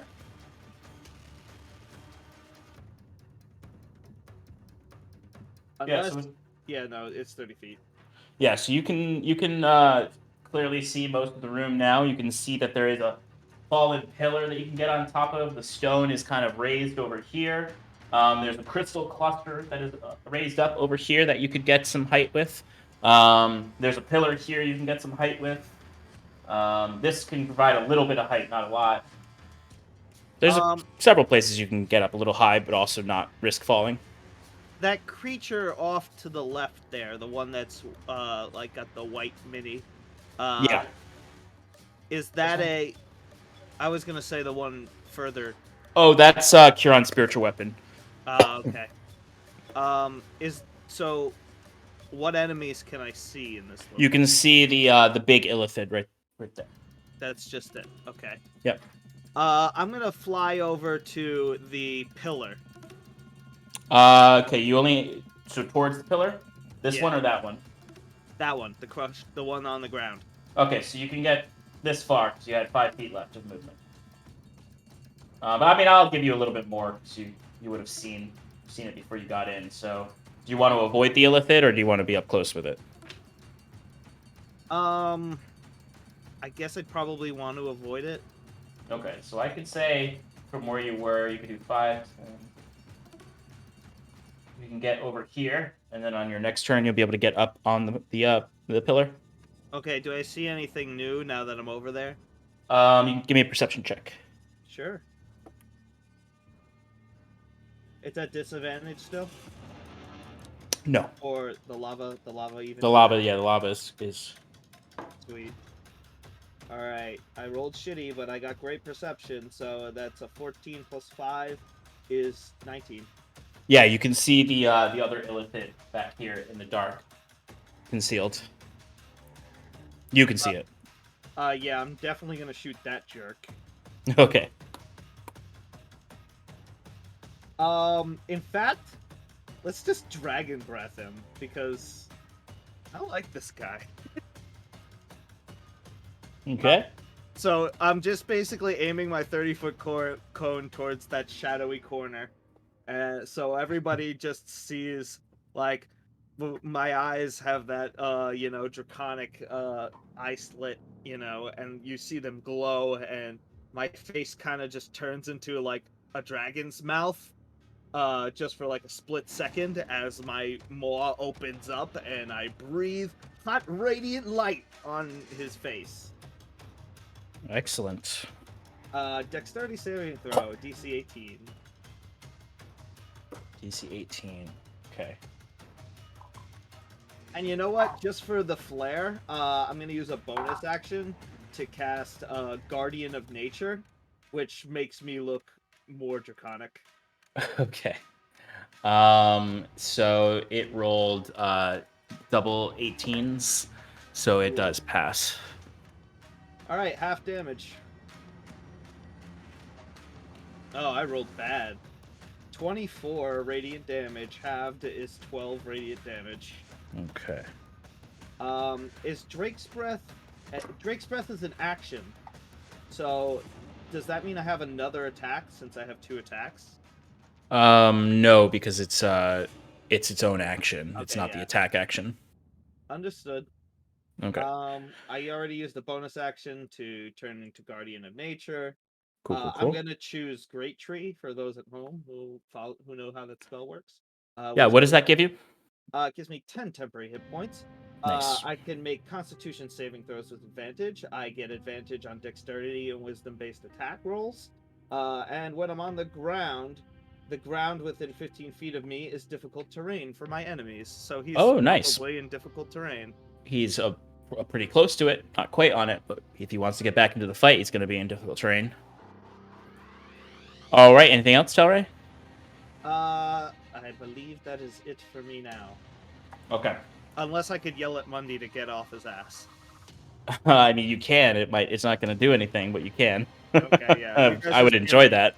Shouting draconic obscenities towards the hallway. All right. It is the Ultharid's turn. All right, so it is going to kind of bear the brunt of that righteous flame that you can all see illuminates this area. Let's see. Talray, Timber, and Curon. You can all see when the Drake's Breath illuminates the area with radiant energy. You can see in the sphere that's in the corner. You can see the distinct silhouette of another of these large illithid. Oh. So the Ulithard is going to step out just a little bit. It is entering into your difficult terrain now. And it's going to look at Curon. And it's going to paralyzed. I fail strength and dex saving throws. Okay. Sorry. It is going to cast a warping spell on you, which will. It's an attack roll. Where is this stupid thing? Sorry.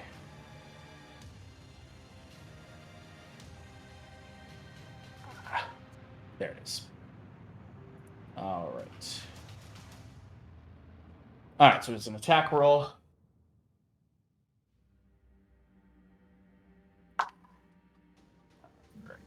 That is going to be 24 To hit?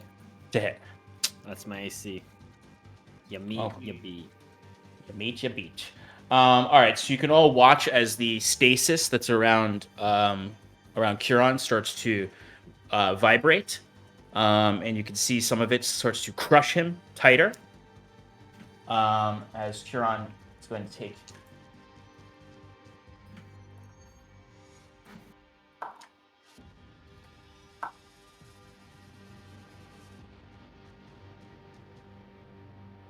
$19 points of, 24 points of force damage. Of course it's force. And you watch as this spell seems to affect the paralysis cage around Curon. Specifically, like the spell can't be cast on anything but that shield. And then you watch as it starts to crack, and then it bursts and explodes in the area, dealing that same 24 damage to everyone around him in 10 feet. Which is conveniently none of you guys, just the dwarves. Yeah, screw them. They have some temp HP though. So They do. That actually absorbed quite a bit of the shock. absorb most of my shock. But Curon, you're actually not paralyzed anymore. Oh. Okay. You can see the illithid turns to the big floating orb, or not, it's not floating. I don't know why I said that. And they are going to put a hand on it, and you watch as soon as they touch it, it does start to open up.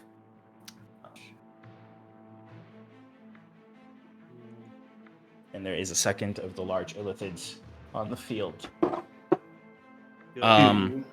BBS. But that's Curon's turn now. And then the Duergar, and then Timber. So I did make a con saving throw. Got concentration, so it's all good. Good.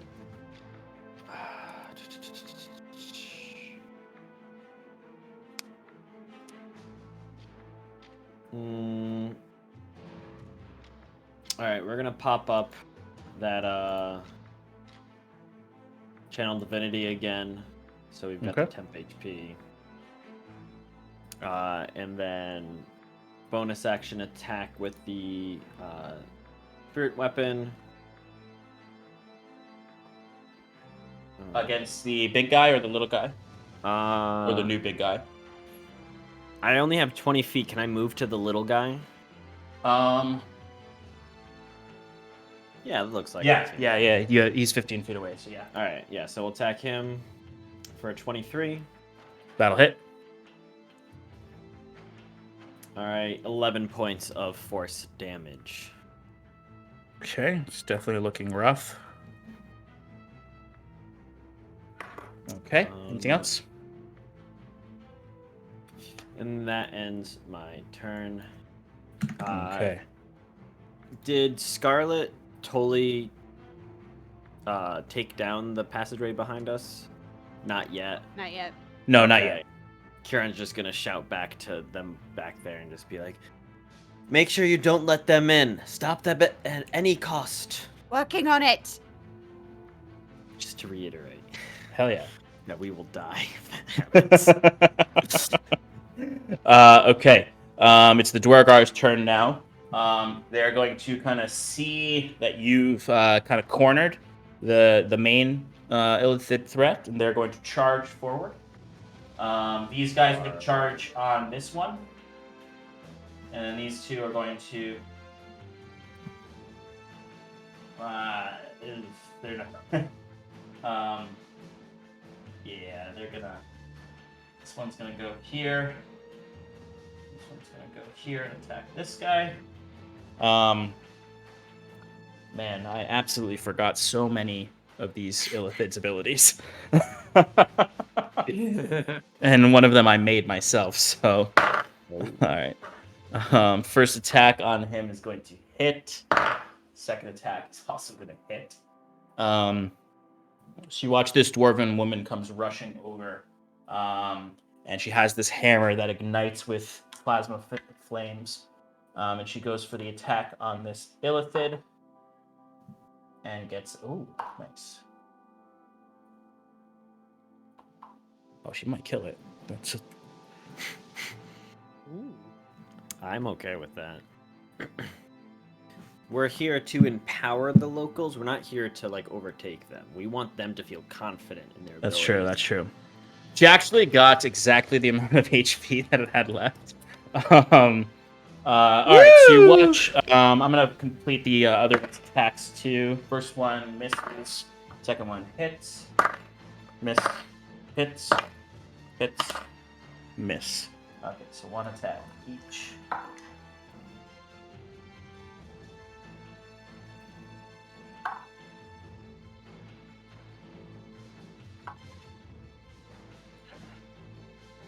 I'll do that math later. All right, so you watch as she comes rushing forward. She sees your glaive come cutting through it, and you see the glaive cuts across its tentacles, ripping its face and splaying its face open. You could just see that mouth inside. That's like a leech's mouth underneath the tentacles, now spewing out silver blood. As she comes rushing forward, swings the hammer and hits it right in that exposed area, cracking its skull in, as you can feel the air almost become less dense as its psionic sphere comes down. And it is dead. Woo! All right. Timber, Only you are up. 2 more They for get now. 15 temp HP. Oh, good. They Just need kidding. that, actually. Now I want to make sure that they stay alive. So Yeah, they're looking rough I have a after question that for you, explosion. Yeah. Sean.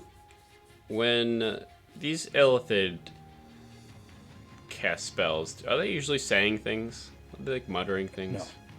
No. It's all Alright. psionic. There's usually a loud screeching sound in your head if you're the target of the spell, and you can know that. For those with like counterspell or reactions, they have to look for like hand gestures to be the thing that they're actually doing. I'm gonna just punch this stupid thing in front of me. The Go BBS. for it.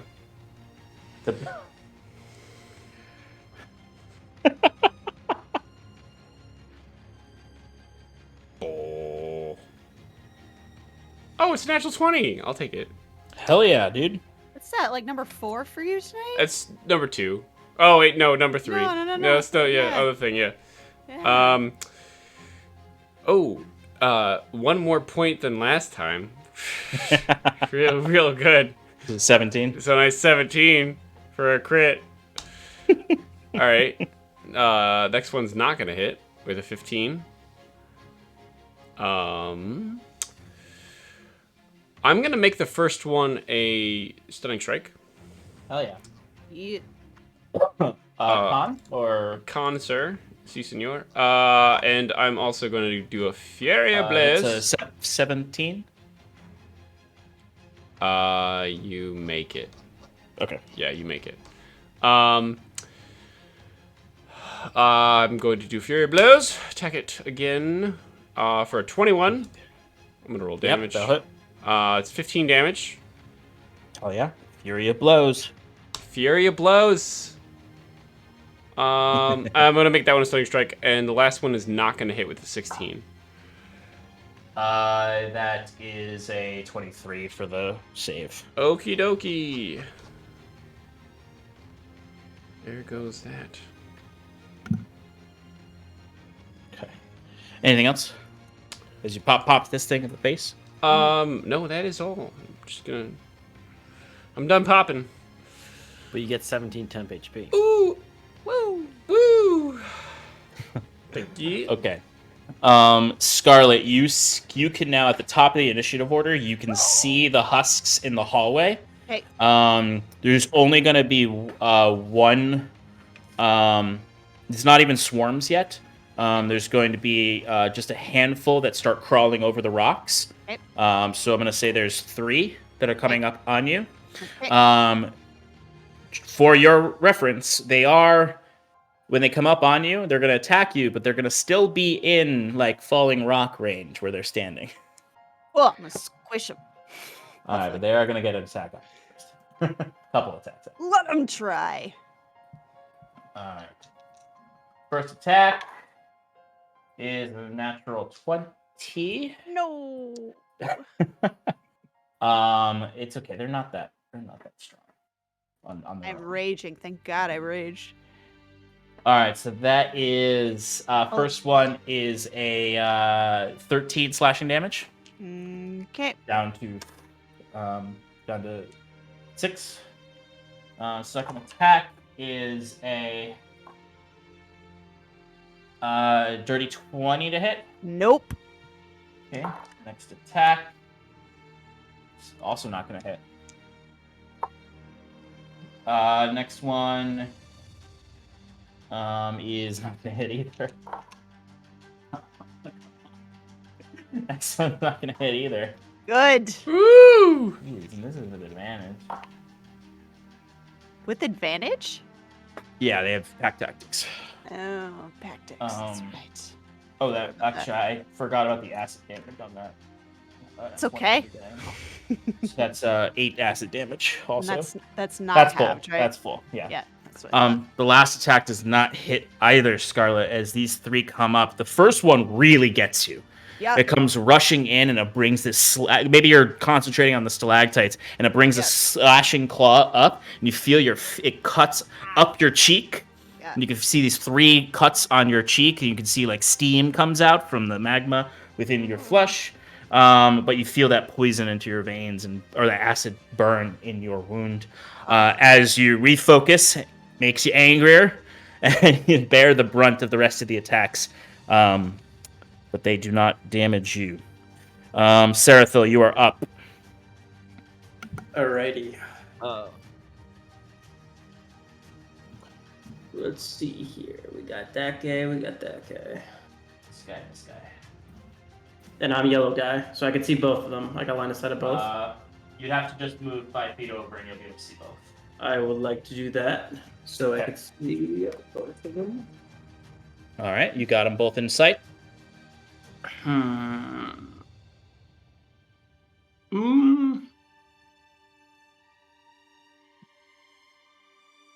I'm going to. You know what? I'm feeling a finger of death. Ooh. Yeah. I'm gonna do One it. of them, just for your reference, one of them is more bloody than the other. The other one has most of its health. I'm gonna just do got the hit one once. most of its health. Okay. All right, go for it. Is that an attack roll or a saving throw? Con save 20. They got a. Yeah, they made it with a 25. Oh, bastard! They got magic resistance. When am I ever gonna hit a full damage? finger of death? It's probably a quarter damage now. Yeah, probably. But it's all right. I'm not gonna say it. What were you gonna say? You know what I was gonna say. 50 Oh, I do. I necrotic do know what you're gonna damage. say. Is that already halved? No, 50 was the roll. Really? With a finger of death? Yeah, it was bad roll. Yeah, it was terrible. 3, 1, 2, 3, 6, 3. Yeah, all really Oh wow, low. yeah. You see this thing mostly absorbs the brunt of this, and you can see it kind of radiates into that the viscous cloth it wears. Dang, I should have just went for the weak one. I was gonna be doing a Alright. lot more than that. Anything else, Sarathil? No. Okay. Alright, it is the Illithid's turn.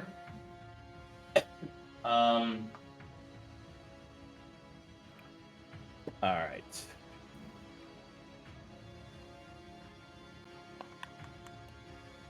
No, I don't want to do that. Okay. Bonus action against. Bonus action. Bonus action against Timber. Since you're the one dealing most damage to it. Psionic grip. So give me that strength saving throw. Oh, come on, Timber. With advantage, because it's magical. Yes.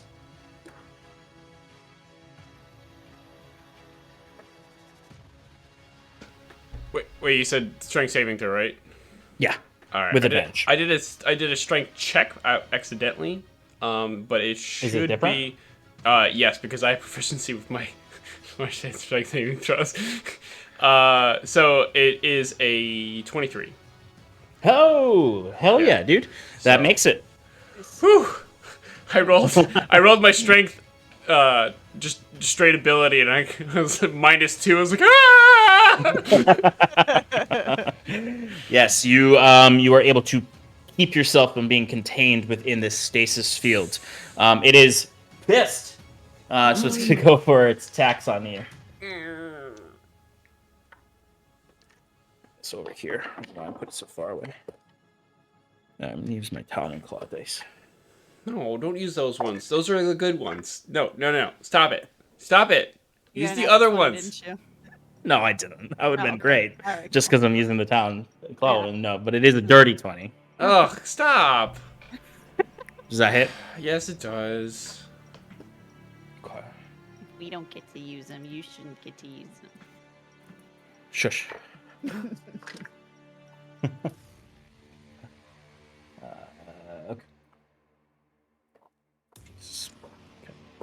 That is. Oof, I'm not rolling well there. Stop rolling. You don't have to roll that much. It's fine. It's just the one roll will do fine. That is 21 points of slashing damage. Ah, come on. And you are auto grappled. I mean, it only gets one of its other attacks, though, because it's grappled you. So that's good. Is it? For a 25. Doesn't hit. Damn.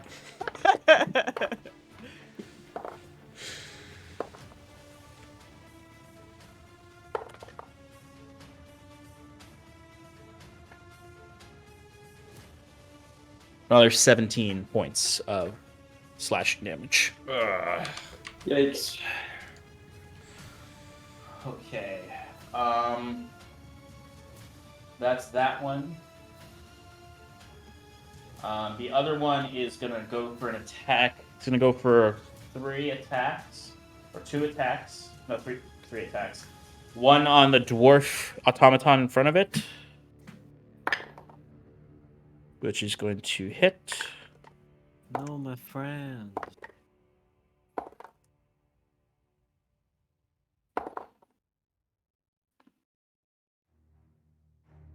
For So 15. Sean, if I or 16. jump on this dwarf's head with a reaction, can I reduce its damage because of mounted combatant, which allows me to take the hits? No!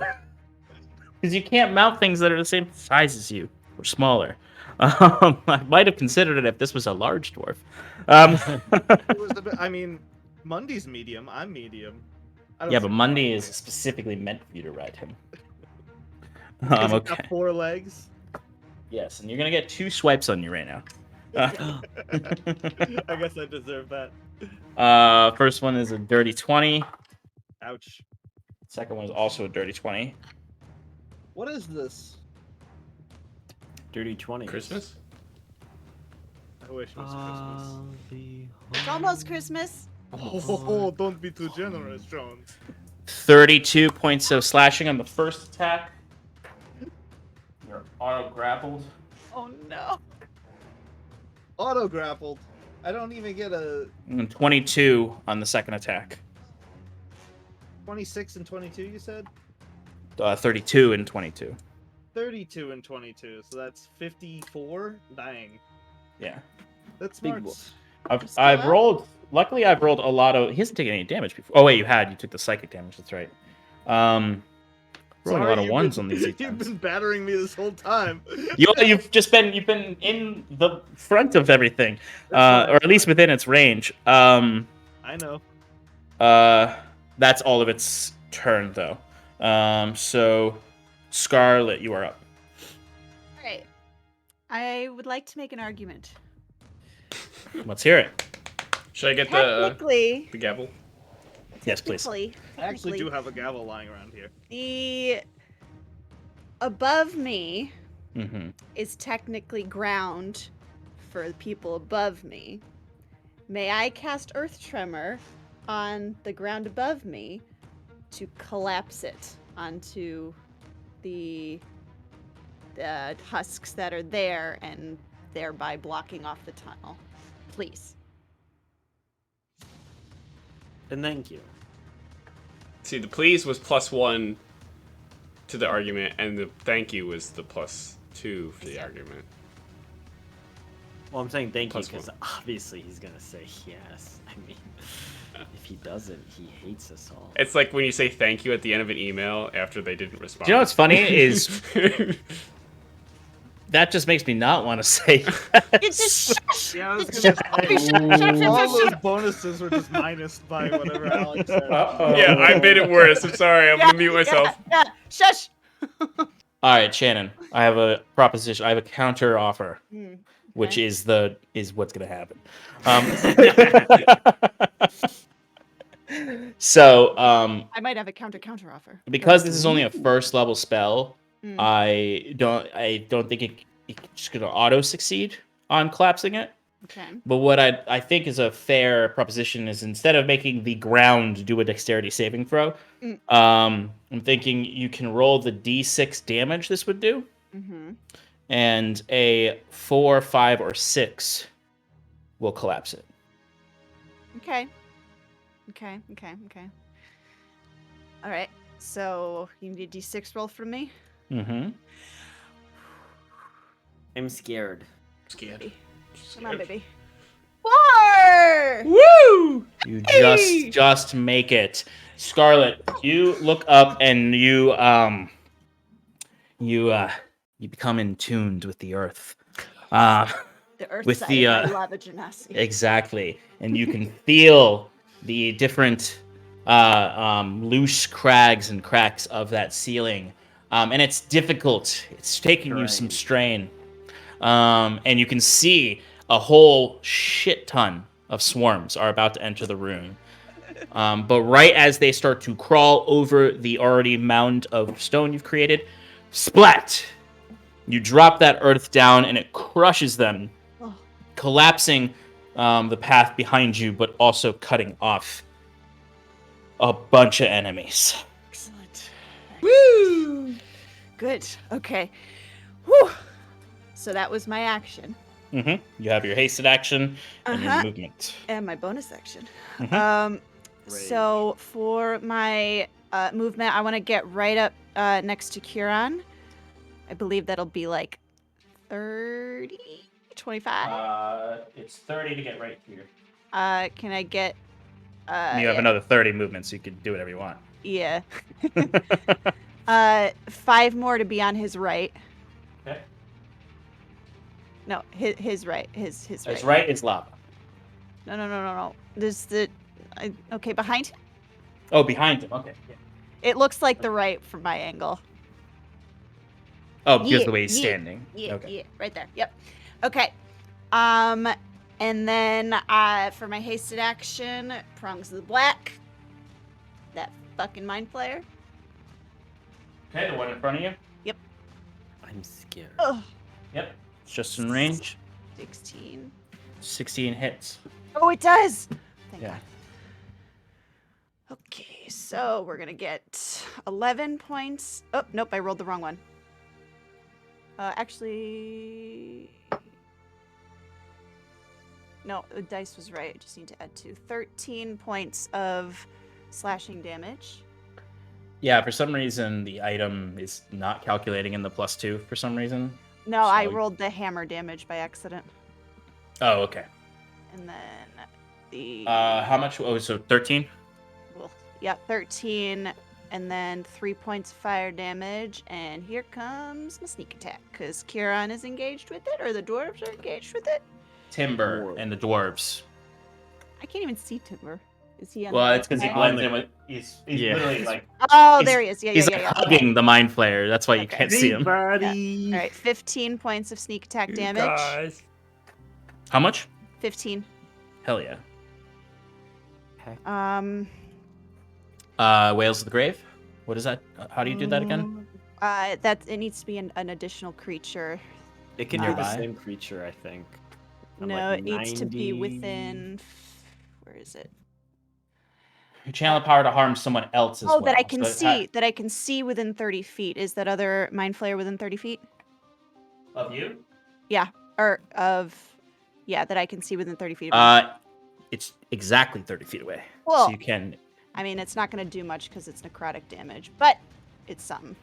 So here comes a 3d6, 13, so 6 points of necrotic damage to that Mind Flayer. All right, chipping that one away very slowly, but the other one is looking very rough. Ugh. All right. Bonus action. Bonus action. Can I huck my second dagger at it with my offhand? Yeah. That is Yeah. a 23. Because you were using the prongs of the black with one hand. So yeah, Correct. you could do that. Yep. 23, that hits. Yep. It's any chance it has 4 health left? Nope. No. 1 point of piercing damage. You watch as you just dealt 31 points of damage to it with this massive strike from this whip-like ooze blade, this barbed ooze whip, basically, and then you just All right. And then with the remainder of my movement, can you zoom out again, please? So I have. Do I have 30 left? 25 left? 25 left. Can I get into the little corner off to the left here? Yep. Exactly 25 feet away. Perfect. Okay. Yeet. Rogue school accomplished. Rogue school. All right. Did Um, you take any damage, Scarlet, recently? You get 18 temp HP. You get 18 if you need it. Yes, I need it, please. Thank you. all right. Talray, you are up with Curon on deck. Oh boy, is Mundy unstunned now? You can roll for it. Okay. Has advantage still. Yeah. Does a 10 do it? No. This is the danger of Mind Flayers, where you don't want to be clustered anywhere near them when they have Mind Blast up. Mine. So Mundy is still stunned, but you have your full turn. There's the big boy in front of you, and then the big boy to your across the lava from you. Did you still want to get up high on the pillar? Yeah, kind of. Am I grappled or whatever? Oh shit! I forgot you're grappled, so you could make a strength save to get out of that. Good, great, love it. 8 plus 5 is 13. DC is 14. Oh. Yeah, alright. That's Oh, pretty no. typical. Alright, so I swap to my short swords, and I'm gonna make some attacks at disadvantage. Oh wait, no, I had to use an action to break grapple? Let's see. Yeah, that would make sense. Yeah. You kind of just let me do that, but that's fine. I'm gonna use a bonus action. Okay. Rage. No.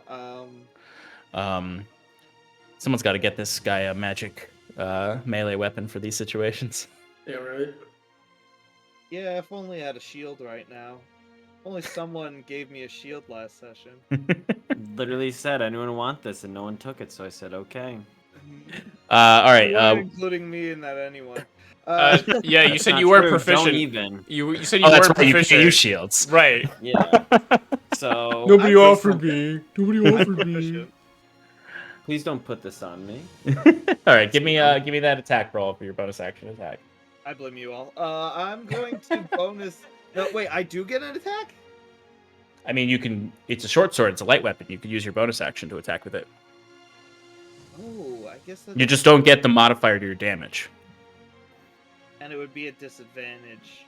I might as well just use the bonus action to drop a hunter's mark on him. Yeah. It's a good call. All right. He is hunter's marked. Yeah, and then I, just struggle and say, "Damn squids!" 15 my temp HP. To tell, right? 15 temp. You. Huron, you are up with Timber on deck, or Duergar on deck, and then Timber. Okay, the one that's to my right looks pretty weak. The one on your right is it's very bloodied. Mm, And the one on your left is doing okay. all right, Timber and the Duergar right there, and they won't have a initiative in between us, right? Between you and They're- Timber? Yeah. Oh no. They won't have an initiative till after the Timber and the Duergar and Sarathil go. Okay. Then guiding bolt 4th level at the stronger of the two All right, go for it. Roll attack. for a dirty 20 to hit. Hell yeah, that hits. Get ready for these d6s. 20 points of radiant damage. Nice. Watches these lunar bolts shoot out, lighting up that darker part of the cavern with this lunar light as it creates a singed mark on the chest of the creature that has a perfect lunar glow to it to give the next attack on it advantage. Nice. All right. And then spiritual weapon will attack it with advantage. Hell yeah. Maybe I should have done it. Whatever. 28 to hit No hit. for 10 points of force damage. Okay. All right. Anything else, Kieran? What happened to my sheet? No, that's it. Okay. The Duergar are up, so they're gonna go for attacks on the enemies in front of them.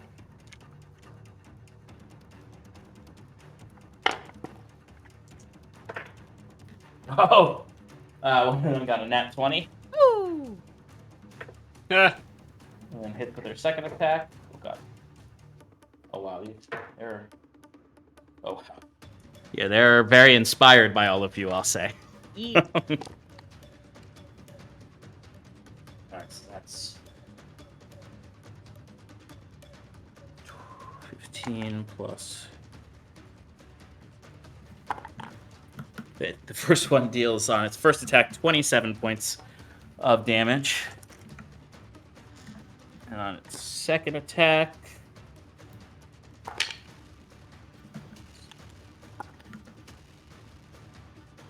$11. Jeez. I think.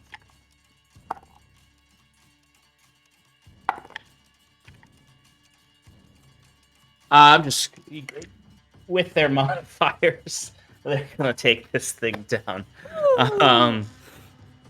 With the inspiration coming from, I said with the inspiration coming from Curon's vigilant figure, they come rushing back there. You did a little foghorn leghorn there.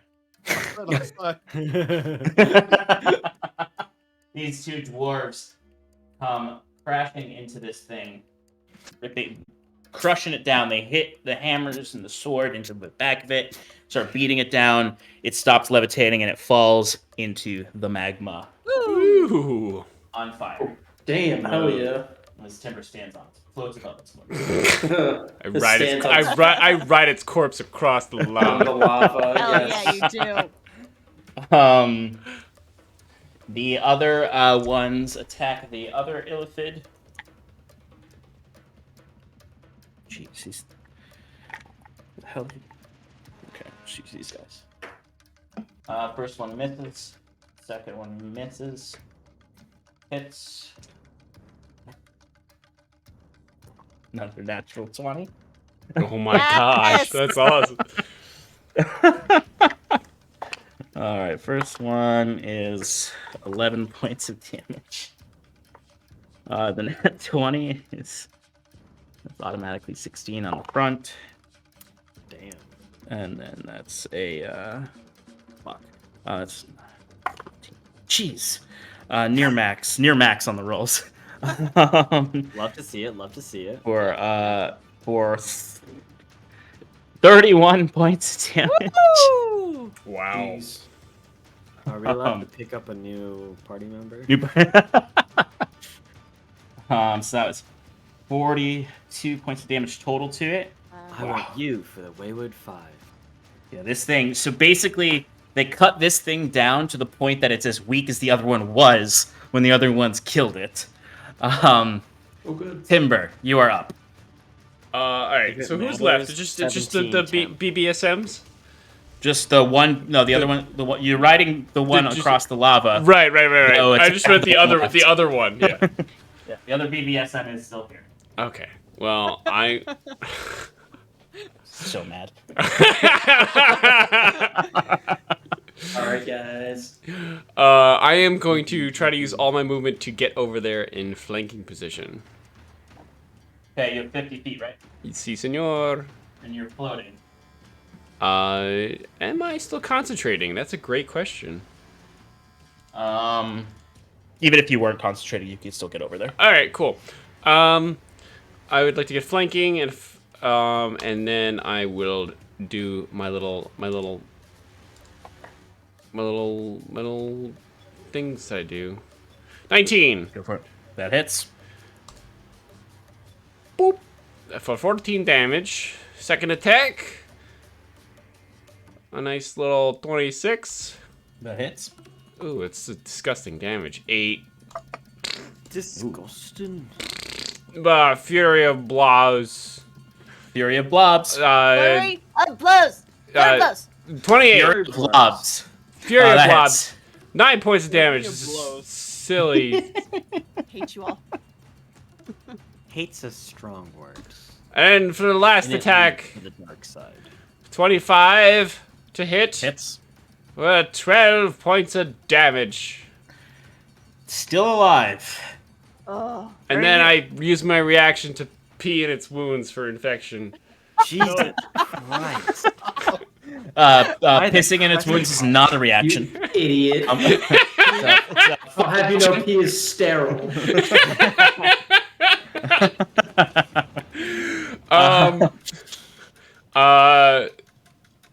My last couple are going to be stunning strikes, Sean. All right, you got it. Just to give somebody advantage, just to murder this thing. Your last two? Last two, yeah. Okay. Makes the first one.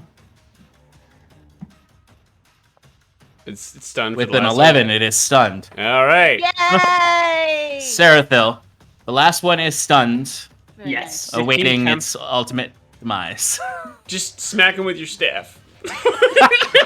Yeah. So Sarathil just like trudges up to him and just goes. You damn youngster.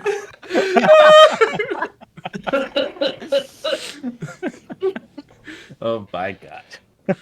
Oh my gosh, bye. No.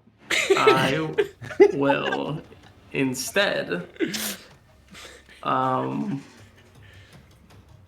Wait, how far am I from it? So, just for your reference, it automatically fails any strength or dex saves, and you have an advantage on attack rolls against it. It is you're right here, so it's 5. It's 35 feet away from you. Damn, that's unfortunate. You've got your movement. You got your full movement. Full movement? Yeah, you got full movement. You haven't moved at all. You said 35 though. Oh, are you trying to get up on it and do a touch spell? Yeah, it was. He wants to poke it. Yeah, I want to touch it. There's people around it, right? Si, senor. Yeah, it's 30. Yeah, it's 35 feet. True. Yeah, I guess there are a few people around it. we're just gonna have to blight it again. All right. That's what kind of save is that? Con. Okay, so it's Unfortunately. You don't have. I mean, I could if you want me to have him roll that dex saving throw. I could just fireball it. Oh. I mean, Timber you'd hit- would you'd hit- have. I hate everybody. They'd all have advantage on the saving throw. That's true. They would. Yeah, And but they if still they take damage. succeed, they take no damage because of Circle of Power. Oh, that's pretty good actually. That's pretty Yeah. safe bet actually. No, I'll stick However, with, if they fail, you kill our new allies. yeah, I'll stick with Yeah. Blade. I'll stick with Blade. I Stick with probably Blade. have disadvantage to even it out because I'm grappled. I'm gonna say it drops you immediately because it was stunned. Oh. When I cast it at 5th level, I know it's Nice. resistant, so I'm gonna do a little more Okay. damage. And that's con, right? Yes. It got 13. Yes. Fails. Yes. Yes. We go 36 points necrotic damage. What does it look like when you destroy this thing? Ah, yes. That same kind of miasmic cloud as what I described before, but I like to imagine it as it's like condensing it around that fluid armor around it. They're like bursting out and like they're popping, and it's just like flooding out of him as he's just kind of like crumbling and falling down. Absolutely. As you watch the kind of typical slime that coats their skin all kind of evaporates off immediately as the skin becomes so dry that it splinters and cracks, and you can see the silver blood inside doesn't pour out, it mists out as it just crumbles down, and just the kind of shimmering cloak is left at the ground. As you've defeated these Mind Flayers. Scarlet, you hear like the sound of a bunch of creatures scratching at the rocks all at once stop. And you guys are victorious. I immediately collapse down as the haste ends and just. Ugh. Yeah. Oh I'm so tired. Puke a little bit because instead of being Yep. stunned, yeah. Yep. What'd you put in here? Tower is like bleeding all over the place. He's got like scratches and scars. He's got like, blood trickling over like his forehead and like all the scales. And he just pulls out his gun and like shoots a bunch of shots into the cloak that's left over from the Mind Flayer out of like sheer spite. Absolutely. Kieran hobbles over to him and like just pats Talray on the back and goes, "Welcome to the Wayward Five. You did pretty well for yourself." If by Didn't pretty do well you shit. mean getting fucking just beating the shit up, maybe. Happens to the best of us. It took me quite a few sessions before I finally figured out how to optimize myself properly. Yeah, you look pretty cheery over there. With your no scratches. Like you could go to a ball looking like that. I've died twice, and I don't know how many times I've come close to death. You have no idea. Anyways, good job, Scarlet, blocking the back, and everyone else. And you are new friends, Kieran says, addressing the Duergar, the dwarves. Yeah, you see they all kind of collapse similar to Scarlet. It seems like they were probably skirmishing with these monsters for quite a while before you showed up to help them. And you can see like there are other like dead creatures in the room that they had probably dealt with before you got there, like other husks and intellect devourers. And they kind of they drop their hammers and they sit down. You see the automaton dwarf just sort of, and it looks to Noldo, who now kind of is opening back up, and walks over to it, and they just look at each other for a long while. But you see, the automaton dwarf deignites the hammer, and you can see the one of the female dwarves. She had a sword that was similar to that had the magma slag blade, and she puts that away. And she slowly walks up. She seems to be in charge here. She has this gray skin, charcoal skin, these black sclera with just a point of amber light at the center, and this red hair held back tight in several braids all down her back. They have similar experience to Scarlet as well as Wiswick, and she's kind of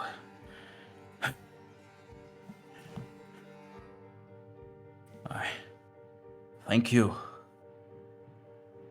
Thank you. Who are you, strangers? Of course, it was our pleasure. We are the Wayward Five. And she's talking to you in Undercommon. Oh, okay, so Kieran would have greeted her in Common to hope to... Mm-hmm. But she's speaking in Undercommon. She would, if you greeted her in Common, then she would respond in like, Broken Common. She isn't fully fluent in it, but enough to talk. Like she could definitely converse. Okay, I just don't want it to translate. No problem. So Kieran would say, "We are the Wayward Five," and then in Undercommon he would say, "The Wayward Five." We are from the surface. We had a companion, and at this he looks back to Noldo holding Wisvik's body, who was familiar with your Gloom Lord, Charlemagne. Garlemane. I don't know how I didn't remember that. Garlemane. And we've traveled from south of the gap Kiln. to this location. South of the kiln to this location. Oh yeah, I guess you could say the gap too. Yeah. Sorry. On our way. And speaking Common, she's a bit thicker accent. Aye. All right. The king. Oh, he'll see you. Are you here to help? Where we can. We have pressing business to the north. But the Illithids use a type of magic we're familiar with, and if it's spread this far, it's something we need to keep our eyes on. That's right. Hey, you have a lot to get through. You have a lot to get through. Get through. A lot. And to this, he'll switch to Undercommon. How far is it to the Gloom Lords, to your lands? A few days. Through Illithid territory. Is there a safer route? Perhaps. But they have the Glomadune Gap blockaded. Can we strike from a rear position, maybe where they might be weakest to break through, or at least cause some disruption amongst their ranks? If the tunnels are safe, they haven't been infested with anything. There are some of our tunnels. We've been actually to where we were trying to go to see if we can sneak back in to Portrayals. But last we heard, before all communication was cut off from the capital, the city, the fortress, massive surrounding blockade, and they're attacking the gate leading into Portrayals.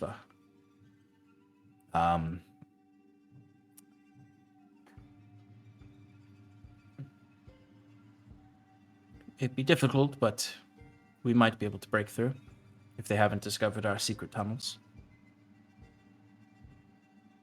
Then we shall hope for that. But first, and he's gonna turn towards, Kieran turns towards the caved-in tunnel. We might want to take care of some tadpoles. Yes, that's what we've been doing until we realized we were cut off entirely. My name is Stronic Dragomir. These are my Gloom Rangers. And this is Crag. He points over to the stone automaton. who right now I imagine Noldo and Crag are kind of looking at each other like two cats that have met each other for the first time and don't really know how to deal with one another. Stronic, yeah. Yeah. It's a pleasure to meet you.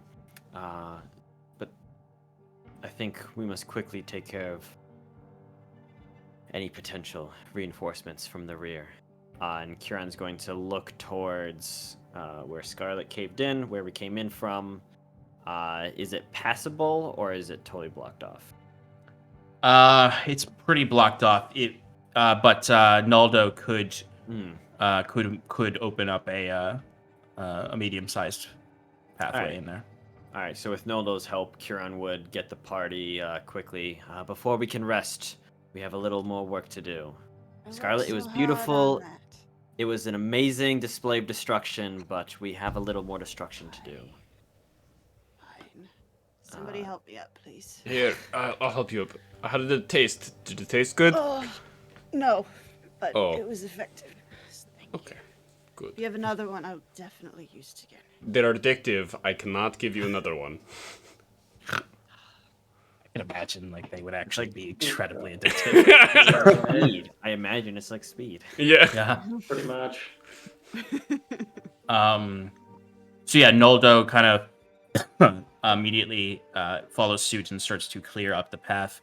When you look inside after it's opened up, you can see the husks have retreated. There are some significant amount of dead ones that were collapsed in it. But it looks like they may have just gone back to that original chamber to await another Illithid to take control of them. So Kieran's gonna distribute the group as we see best. Basically have to take down the husks in a humane fashion, which is just to kill them, but maybe with a little bit of humanity left to it. Or if not, he'll just moonbeam and just cut through. And then the other half to go take care of the spawning pool. So you're gonna go. You're looking for that other chamber. Right. Yeah. Okay. So I would say, with a coordinated effort, basically, if I just can get some kind of attack roll from everyone, we can determine if this is going to require a moonbeam, or if you can systematically take care of it. Or I mean, I guess you can choose a different skill if you want to choose a different skill. Fireball. Humane. Yeah. I mean, if Step you've got... aside. Step aside. Yeah. I mean, yeah. That's all. You could do whatever you want. You don't. Huron said, "Let's try to be humane," but if you want to just huck a fireball in there, you can. Yeah.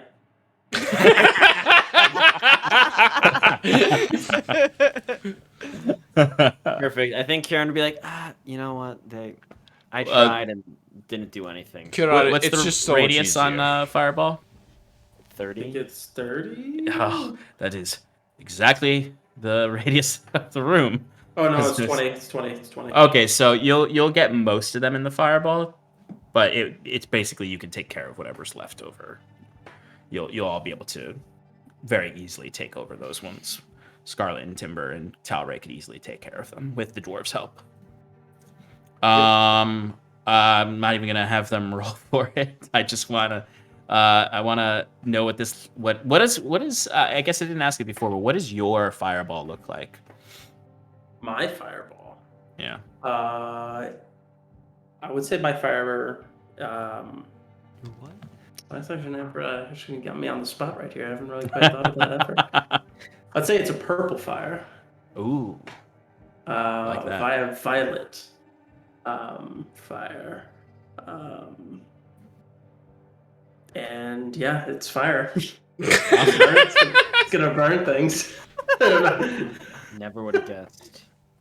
All right, so as you were all walking up to take care of this horde of husks in there, and Kieran tells you, "Let's take care of them humanely if we can." Sorry, I'm not very good at imagery. It's all good. Sarathil, I imagine, just sort of like taps his spell book and pulls out this big purple orb that goes flinging in there and just and then kind of comes back down. And you could just see the singe marks with these purple cinders all throughout the chamber as a bunch of husks just all go slowly all turn to you and come dashing towards you as I imagine the dwarves Timber, Scarlet, and Tauri make a line at the bottleneck. And it's messy work because it's not none. It's still an amount, but you systematically can protect each other from taking damage, and just it's messy work as you're coming in and just taking out these husks one at a time. It's not nearly as at this point. It's not nearly as big as the horde you fought before, so they're pretty easy to take out. They only have like 10. They only have like 20 health. So yeah, you're cutting through, and at the end of it all, you're all covered in coolant, green coolant, and blood, some your own, and exhausted from the fight. What would you like to do now? I like to imagine they're all doing this, and Kieran just walks off Yeah. into the tadpole area. Yeah, I Maybe imagine. with Sarathil, like, all right, they've got this. Let's go take care of the other stuff. And I'll Okay. follow suit. All right, so while they're doing that, because it's going to take them a while to take care of what's left of the horde, Timber? Oh, no. Continue. Never mind. The horde. When you said the horde, I thought the horde was going to quickly. I thought you said the tadpole was going to go take longer. So never mind. Oh, no. Yeah. So as you're stepping up into this chamber, you can hear the bubbling in there, and as you step up, you see a much more mature spawning chamber. You see several of these big crystal sarcophagi or chambers that you saw the large illithid come out of. As you're kind of like it's like kind of like a small rounded step that leads up, and you could stop at the corner of it as you can see an illithid in there rapidly doing things. You can see it's moving its hand, and you can see these sort of the coolant kind of comes into the air and is kind of a ferrous fluid like a lot of the stuff here, and it's starting to do things with it. It's rapidly trying to complete work here, it looks like. As you can see, coming in the center of the chamber is this pillar. And you can see it's kind of like hewn from the same kind of purple wood that the dagger was that infested that first gnome with the corrupted coolant. The top of it is kind of like this closed mouth of teeth and a cone. And it kind of has a tadpole-like shape itself. And as this illithid is working diligently, you can see the teeth slowly open up. And you see this tendril comes out. It kind of looks like a brainstem, but with a spike at the end. And it shoots into the back of the illithid's head. And you can see the illithid is now hanging from that. And you can see the tendril is floating it around. As you can see, the illithid's eyes are glowing very bright now, and almost to the point of like flashlights shooting out. Like whatever is holding onto it is looking through its eyes. And its arms jerk around as it's being controlled by this tendril. Is there anything you'd like to do? I think Kieran just kind of nods to Sarathil, like, all right, we got to take care of this. And then he's going to cast Moonbeam at 6th level. And if possible, it's only a 5-foot radius, so 10 diameter. Hit both the illicit and the... We tag team a spell here too. Ooh, I like Yeah. Cast Fireball. Absolutely. Overkill this thing. It's gonna solve all our problems. All right, so I'm gonna give this thing disadvantage on its rolls for this, but it just equals it out because they're magic resistant. Right. So, That's a con. I'll for- cast it at. Cast it at 4th level. so con for Moonbeam and dexterity for fire. Yes. Okay. It is not. It definitely fails the con with a 6. And definitely fails the dex with a 5. This is a pretty plain Mind Flayer, so it doesn't have a lot going for it when it comes to the physical resistances. It's good. Go ahead and roll damage. 37 for Moonbeam. Hell yeah. 28 for fire. How much for the fire? 28.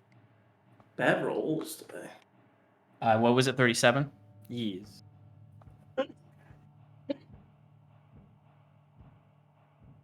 It is just barely alive. So if we had, excuse me, a round of surprise, the next round, I guess. Yeah. Yeah, let's just real quickly roll just super fast initiative. Okay. Ooh. It got a- 16. It got a 13. Yes, 16. Okay. 11. All right, so Sarathil, what do? It's got 6 health left.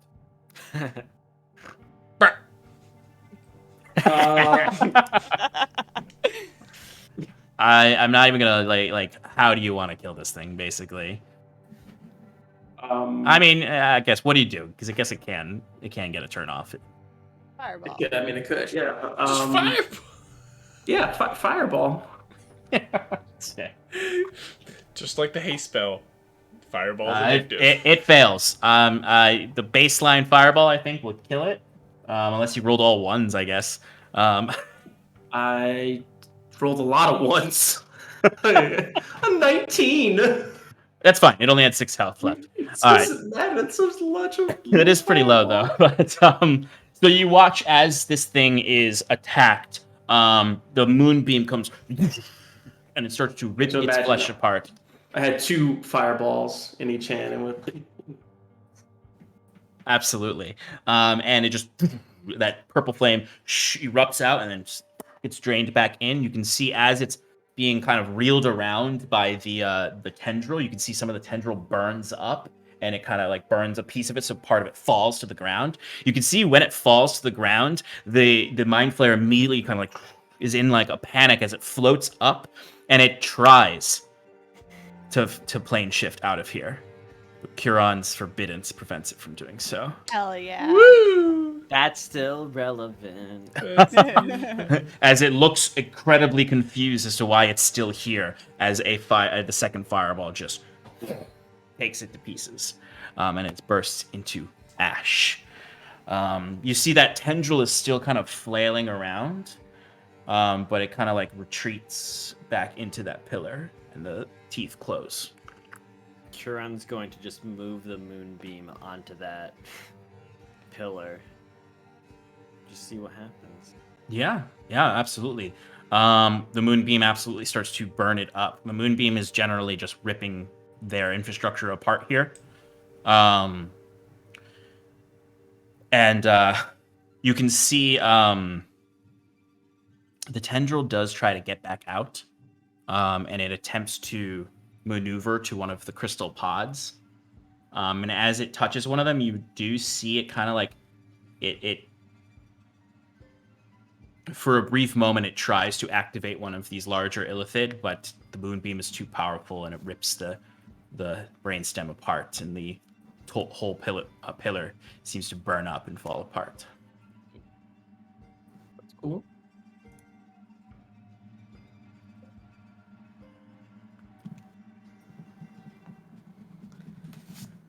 And then I guess for the rest of the minute that moonbeam is up, Kieran's just gonna be like zing, zing, just destroying everything, starting with the large crystals and then going down to every little pool. And then once that's done, sacred flame here, sacred flame there. You and Sarathil together can easily take this all out. As you get up to kind of the husk of what's left of that illithid, you can see it's mostly charred bone with some flesh clinging on. That's charred with the sacred radiant fire. There is kind of this still faint light left in the eyes that came on when the stalk had taken control of it. And you can see its tentacles move a little bit, but when the tentacle moves, it breaks off and turns to ash. As you do hear kind of a couched voice inside just whisper, Curon is Celestane. And that's where we'll end the session. Good job roasting some my illithid gosh. tonight, folks. Yes, get to finally use my fireball. That's the reason I used. I just kept on using. I don't get to use it too often because people are in the way. That's true. That's very true. So I get every use out of it. That's true. You got a lot of use out of it tonight. Towards the end. Excellent. Awesome. All right, folks. Good job, everyone. This has been Paradice. Thank you all for joining us. A few upcoming programming announcements. So our typical programming is resuming this week. Tomorrow night we'll have another play in Paradise with Alex and Mike. Really quickly, yeah. we are going to have to reschedule this for Thursday. This Thursday instead of tomorrow will be another play in Paradise. Yeah. Because of some schedule conflicts with the peeps. But we'll be No continuing problem. Gloomhaven, rather. Gloomhaven. All good. Excellent. So they will be doing that on Thursday. And then I will be doing Relaxing in Paradise this week, where I will be working on a special project that I've been working on over the weekend that's not finished yet, but here's a few little teasers, I guess. Whoa! Bit of maybe a gate of some sort that Oh, jeez. that might be where there's a bit of a blockade preventing your entrance. All right, you got it. Circumvent that encounter. Exactly, yeah. Because I'll use it another time if you don't. Just be like, guess what? There's a gate where you ended up. Wisbit comes back and just polymorphs it. Polymorphs your new mini. Yeah, exactly. Whatever it may be. Yeah. Oh my god. That's true. They may completely. That's okay. I'll still set up the battlefield, and I'll just say they look at it, they see it from the distance, just so I can show it on stream. But no, I am working on that, regardless if they actually go that path, because it's cool. I like it. Other things, the Sean Enchanted Power Hour will be returning this Sunday at 7 p.m. Eastern Standard Time. We'll recap tonight and last week, last week. Community stuff. Shannon and I are in the season 3 of The Scales Above on Fridays at 9 p.m. Eastern Time. We have a Roll for Damage charity weekend coming up this weekend where Shannon and I will be participating. I will be DMing or guiding a game of Quest on Saturday at noon, right? I believe it's noon. Yes. It's your game. Well, I was in my head, I was like, is it noon or 12:30? I know this. It's noon. It's noon. So join us over on Roll for Damage. We are supporting St. Jude's Hospital. So definitely check that out. It's going to be a 48-hour stream, so there'll be stuff all the way from Friday night all the way to Sunday night. So check it out. Sean, which is me, Shannon and Clayton And will all, which is those two, will all be at PAX Unplugged. So if you're going, please come say hey to us. We're happy to hang out. And then, of course, as Shannon said in the beginning, Advantage in Paradise has made it into the New Jersey Web Festival, which we're very excited for. So we are an official selection of theirs. We got in, and we are eligible for awards for actual play live streams. So that's very exciting. That's not till September, so a long way off, but still very exciting. But thank you, everyone, for joining us tonight in Paradise. Join us again next week. As our heroes, with the help of Stronach and her Gloom Rangers, will attempt to circumvent the Illithid blockade to find the Gloom Lord Garlemane, and we, get them all to rise up against the Illithid so they can get out of here and do what they actually want to do. Yeah. Wouldn't that be Yeah. nice? That would be nice. All right. Oh no. I need to get a new keyboard because my... Okay, there we go. We are going to be rating the TTRP Theater. So go and give them our love from Paradise. God damn it. And Doing great. join us. Right. Well, I need to get a new keyboard. It's all broken, but I got it. You sure did. All right, folks. Have a good evening. Thanks for joining us.